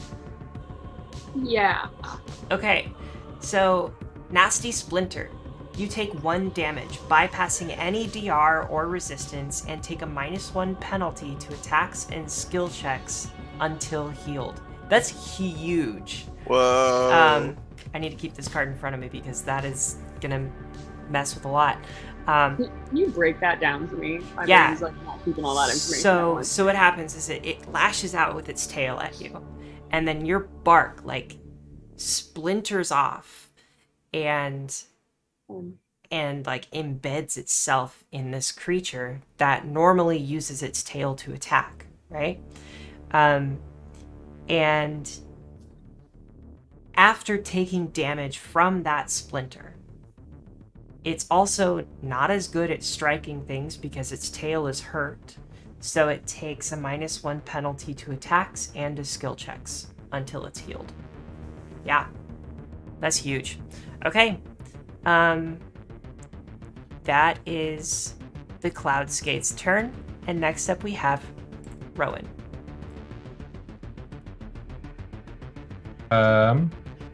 So Rowan is kind of still here, like straight up with this thing in my face, and that's no good.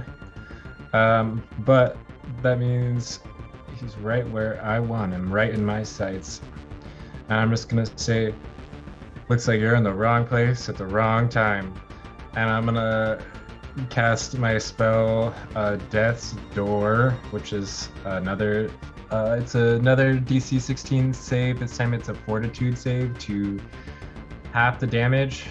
So it'll deal 1d10 damage plus 2 strength damage to the target, and I need to roll a d10. And I roll a fortitude save? Yeah, and the Fortitude's a 16.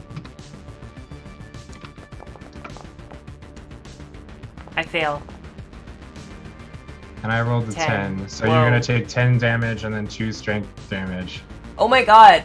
Two And wait, see what strength happens? What damage. happens is like you like become like this creature starts to like really old all of a sudden, like just like it's fast forwarding towards like the end of its life very quickly. You sure you want That's so cool. sure you want to say that? I He's mean- pretty young right now. A baby.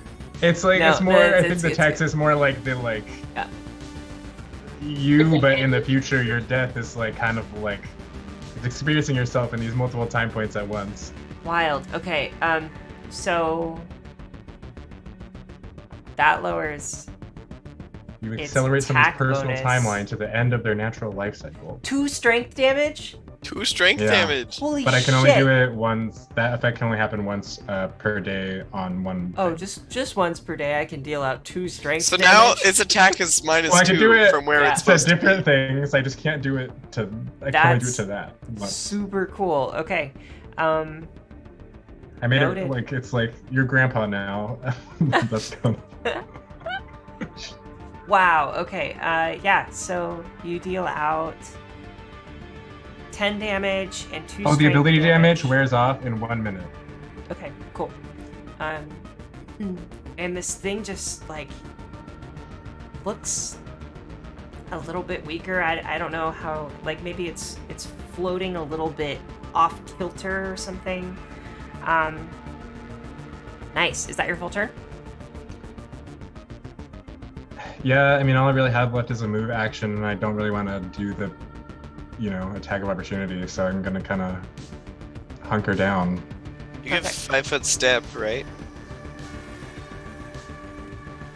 Yeah. Can you I, can, or you is can take that? a 5-foot step if you would like. Yeah. Oh yeah, let me take a 5-foot step. Anywhere but here. Okay. Okay. Are you on the edge of the platform now? Yeah, so you're up against these cables. Oh, okay, maybe I'll. I don't know. It's still in the range. I can't really get out of range. Yeah. No, yeah. Once I go here, so it's fine. I'll be on the rails. Okay. Maybe a bad choice, but the stress of combat, Alright, so Rayleigh, it's her turn now. Rayleigh will... She's gonna attune to the electrical mode, and then...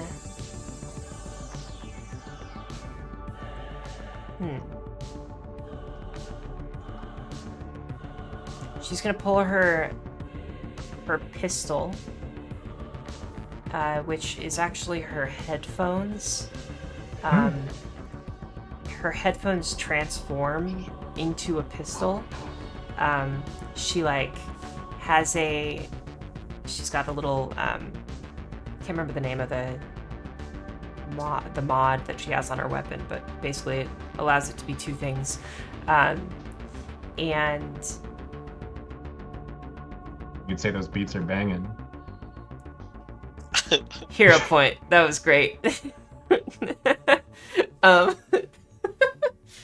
so no, she pulls out her body. I'm sorry, her body like crackles with more electricity, and she attunes to the electrical mode, and then she grabs her headphones with her right hand because she's right-handed, and she like reaches, and as she pulls the headphones down, they just turn into a pistol, and then she fires at this creature. Natural 18 for a 22 to hit. Ooh. That is definitely a hit. Damage 3 points of... I think that's piercing damage? No, laser damage. So fire. Okay. Not electricity, the other thing that blows it up. Yeah. All right, cool. That's her turn. Next is Zene. Okay, so because I have my kite net blade out, I can't cast a spell, right? Because you have your what? My blade out. You can cast a spell still. The only thing is, if you cast a spell, it gets an attack of opportunity against you because you are within range. Which is usually very bad if it's very big. Yeah, don't like that. Yeah. Which is why the other range users ran away. Yeah, Zene gets like a little bit dumb in combat. Like not dumb, but like rash. Sure. Yeah, do it. If you Oh. feel like that's what she would do, absolutely. Well, because she gets a little bit rash, even though she should be backing up. Well, okay, she will eventually. She's gonna take another swing at it. Okay.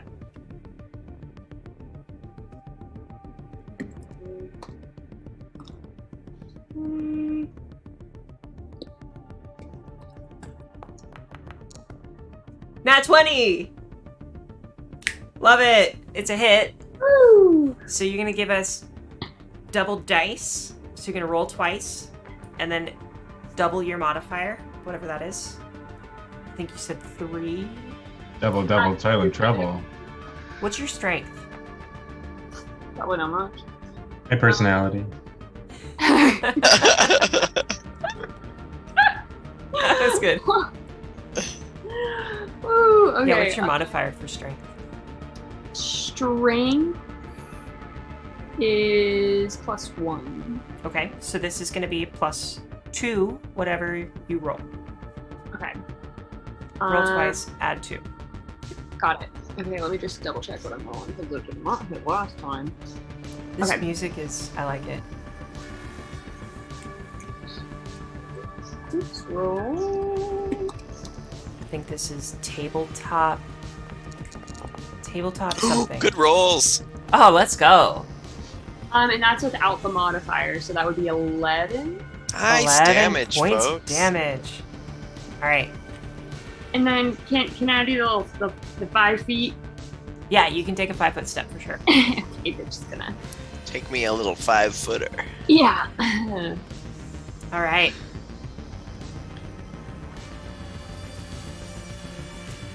Cool. That's your turn, I believe. Okay. Sakara. Oh, and it's piercing damage if that. Okay. Yeah. Cool. Oh.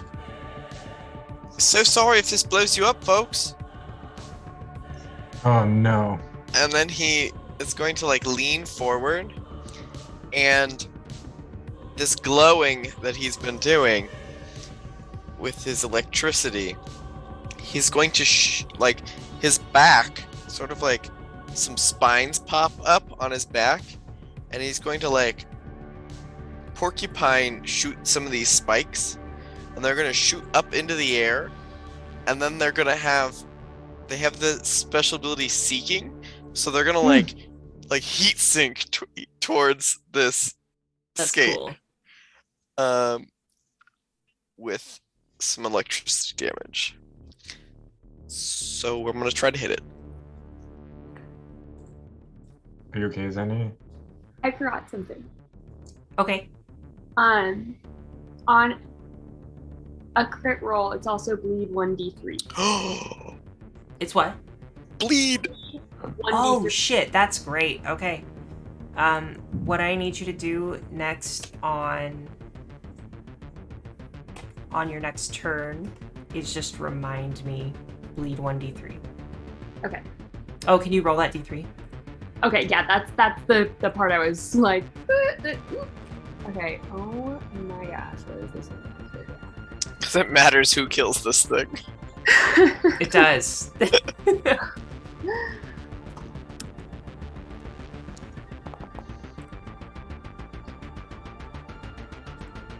A 3.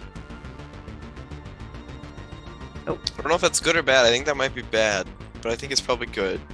I think it's good because it's Oh, what do you think it is? All right. So next up, then, yeah, the Here's my 8 to seeking hit, missiles. which is a 9. That's a miss. I'm so sorry. That's it. That's the turn. That's the turn. That's Oh, the also tweet. I have 2 evolution points now, Nice. and my second evolution point gives me a ability on a crit. Cool. Cloudskate's turn is next. It's honestly, it's feeling a little bit freaked out. wait. Okay. So sorry. You're good. I read the wrong thing. It's 1d6. Oh, wait, bleed 1d6? Yeah, instead of 1d3. Okay. Well, yeah. we'll take the 3 because that's basically a half a 6, and we'll do a 6 next turn. I'm Okay, okay. good with it. Yeah. I was like. I'm Also, feeling it. though, that 3 remains consistent. So Oh. every round. So if you want to try and get a, I'll let you roll again. But whatever the next roll is, you got to take it. So you can keep the 3. That's fine. Or you can try to go for more. Does Deal or no Claire deal? gamble? No, but Zene might. Okay.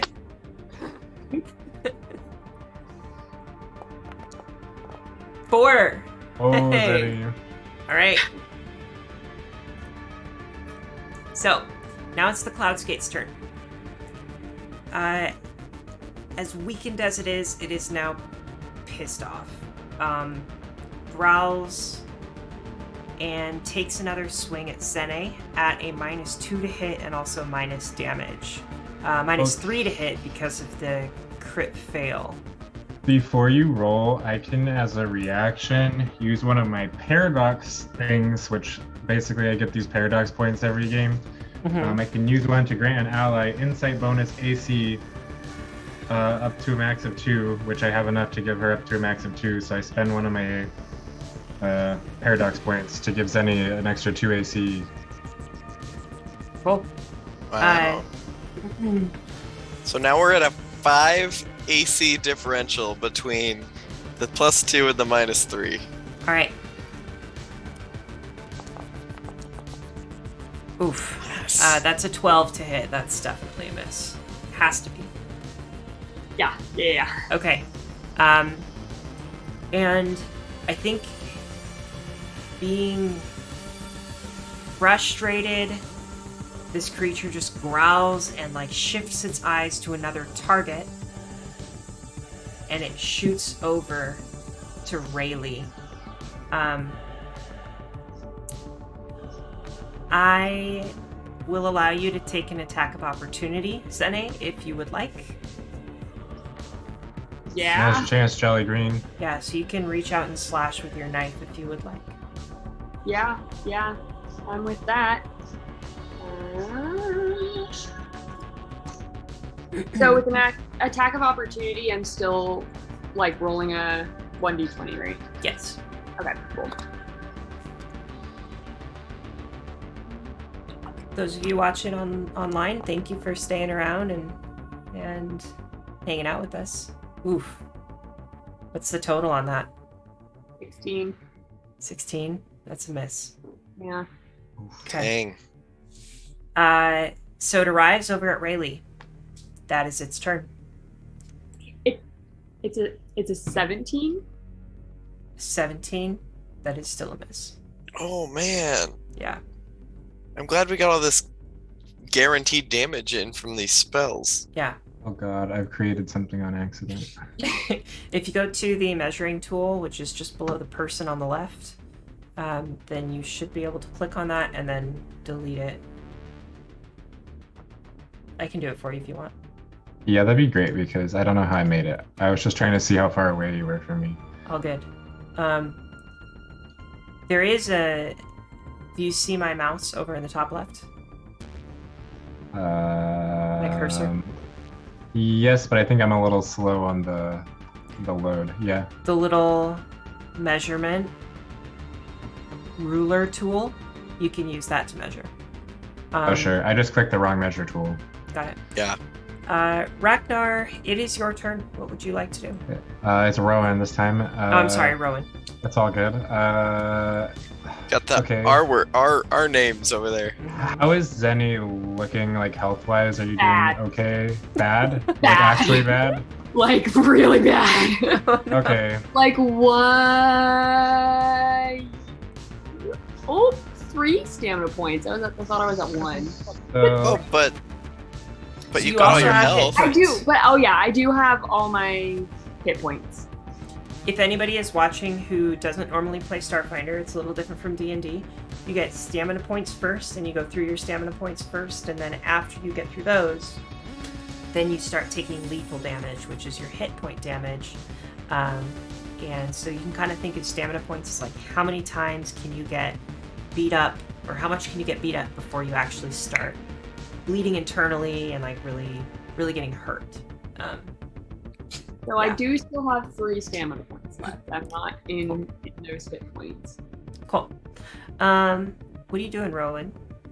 so I'm going to go a little bit closer. I don't need to be right up on Zenny, but I think I'm going to get a little closer to her, and I'm going to cast a spell that looks really similar to one that I just cast, but it's gonna look a little bit different. And this time, Zenny just starts to look very like youthful and a lot younger, and like, you know, some of her like maybe more withered little bits of leaves and petals like start to like shape and come more alive. Very cool. And so I use Blessing of Youth, which restores 1d8 stamina points plus grants a plus 5-foot enhancement bonus to your land speed for 1 round. Wow. So let me roll. I mean, I'm pulling out all my good spells, so I'm about to run out of them. But I feel like this is the time for it, right? yeah, it feels. So if you Google Blessing of Youth without including the word Starfinder, it takes you to a church. I'm not surprised. Sorry, that was the best I could do. So 3 stamina points and a plus 5 bonus speed to Zenny's next move. Nice. Anything else that you're doing for this turn? I think that's got to be it. All right. Rayleigh, who is now attuned to the electrical mode. She gives a quick smile and then holds her left hand up and clenches a fist. And as she does so, Boomy boom. yeah, she'll engage her destructive discharge. Oh boy. We're just gonna roll that damage and then we're gonna roll a reflex save. 13 points of electrical damage to this creature. It gets to roll a reflex save for half. No. It succeeds, so it's going to take only 6 damage against Rayleigh. Against that destructive discharge. But this electricity just like opens up above this creature and just strikes it. And that's what happens. That is... Oh, and I think then she'll use the next movement to just go back 5 feet. Next up is gonna be Zene. Okay. So Zene, no longer being right up close, is gonna switch to a spell. Okay. So now she's gonna do that hazard spell. Hopefully doing some damage. Let's find out.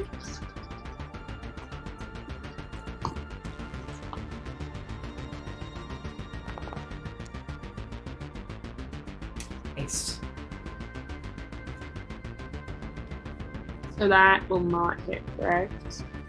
Hang on.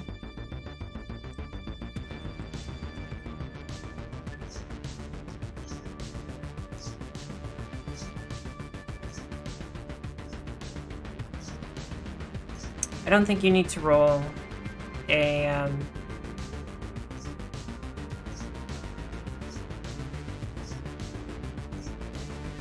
you don't need to roll for it, so it's just a reflex save on my part. Okay. In that case, we are going for 1d3 of cold. Got it. Oof, that's a 14. That might not pass.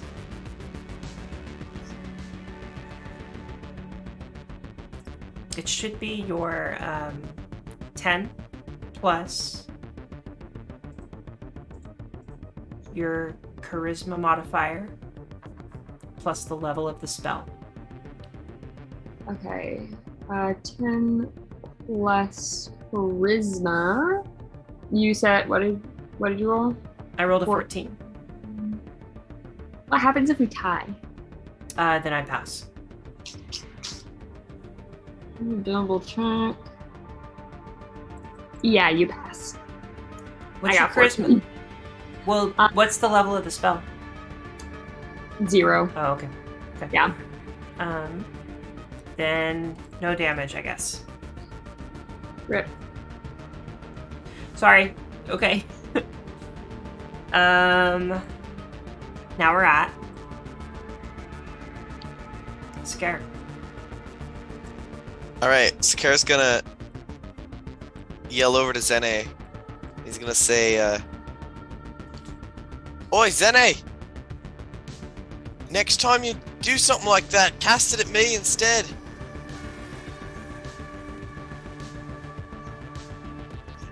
Good to know. I guess, little man. Whatever you say. And Sure. then he's gonna shoot another volley into the air. Oh, I did need that down. And he's going to get another 9. Miss again. It's a mess. All right. Cloudscape. turn. That's your turn. Cloudscape steps in.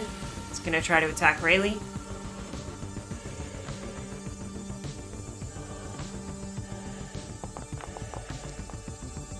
$21 to hit. That's a hit. All right.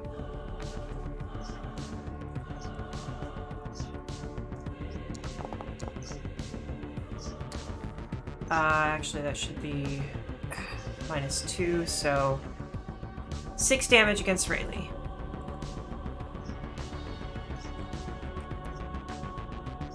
And after that, we have Rowan. Yeah, we do.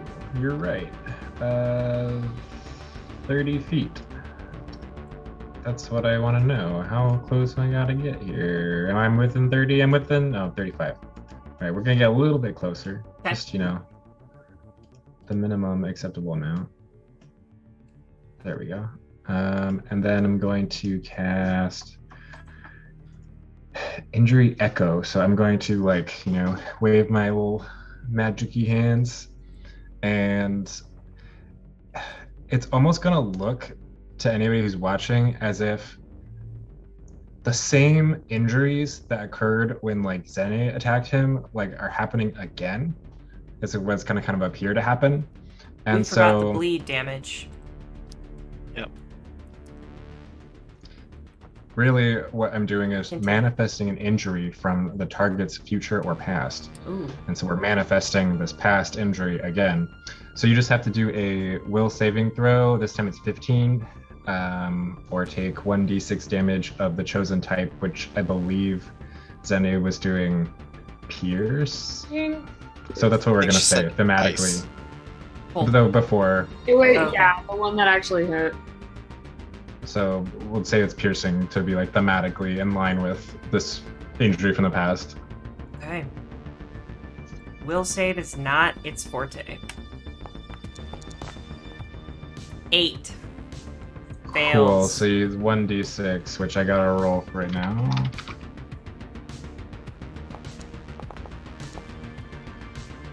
Two. 2 points damage.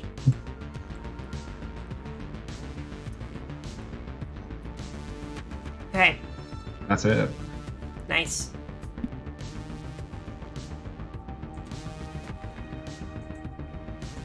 Excuse You me. okay there? I'm good. I just had a moment. Little bonk. Little bonk. Okay. It's Rayleigh's turn. As a move action, she summons her electrical blade.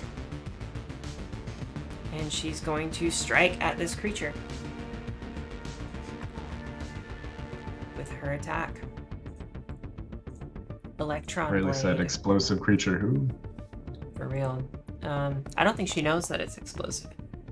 Hmm. That is a miss. Okay. That's her turn. Next up is Zene, I believe. Yep.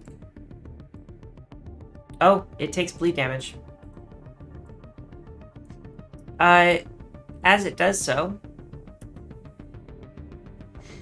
Zene, you notice that the wound you inflicted earlier is causing it to leak gases and blood. And you just see, as you're about to start your action, it just seems to leak out of its body again, and it falls to the ground, lifeless. Combat's over. What does this sound like? That's what I really want to know. It sounds like a balloon that is losing its air. And we are out of combat. I would just like to highlight that I have now run off a bridge and shot things into the air twice without hitting anything. And that's all my character has done. I'm so sorry. I don't know. It's like I said, you should let anybody on these missions. Yeah, I just like look over and give Rowan like a kind of just The term mercenary is We're pretty kinda loose look like- these days. And you notice that there are a few more bridges that you need to cross. Can I have each of you give me 3 acrobatics checks?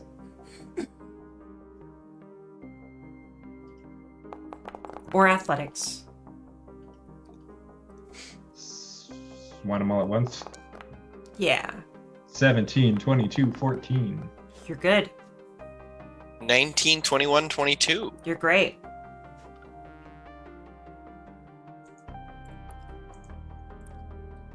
All right, Zenny Pasta, we gotta make it. Zene pasta.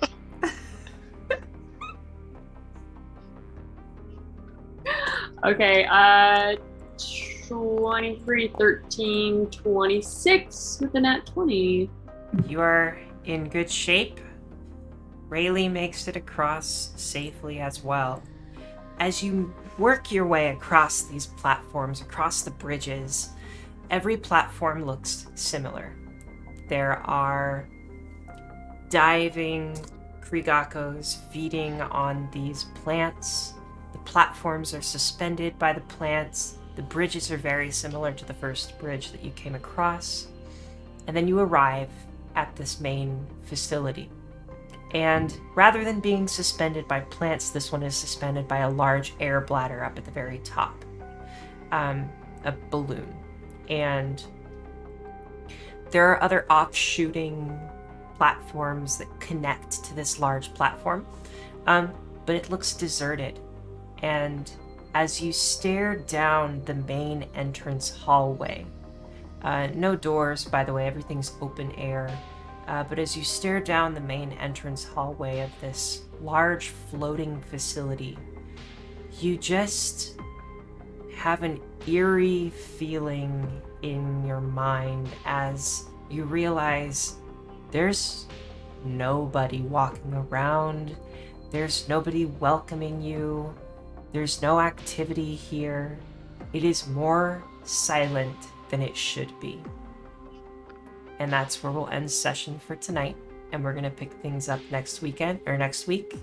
Sorry, rather 2 weeks from now. With the continuation of this little mini adventure. Thank you, everybody. We're going to call it a night there. I appreciate those of you who have stuck around throughout the whole stream. And anybody who jumped in at all to watch, thank you for being here. Bye, everybody. Bye.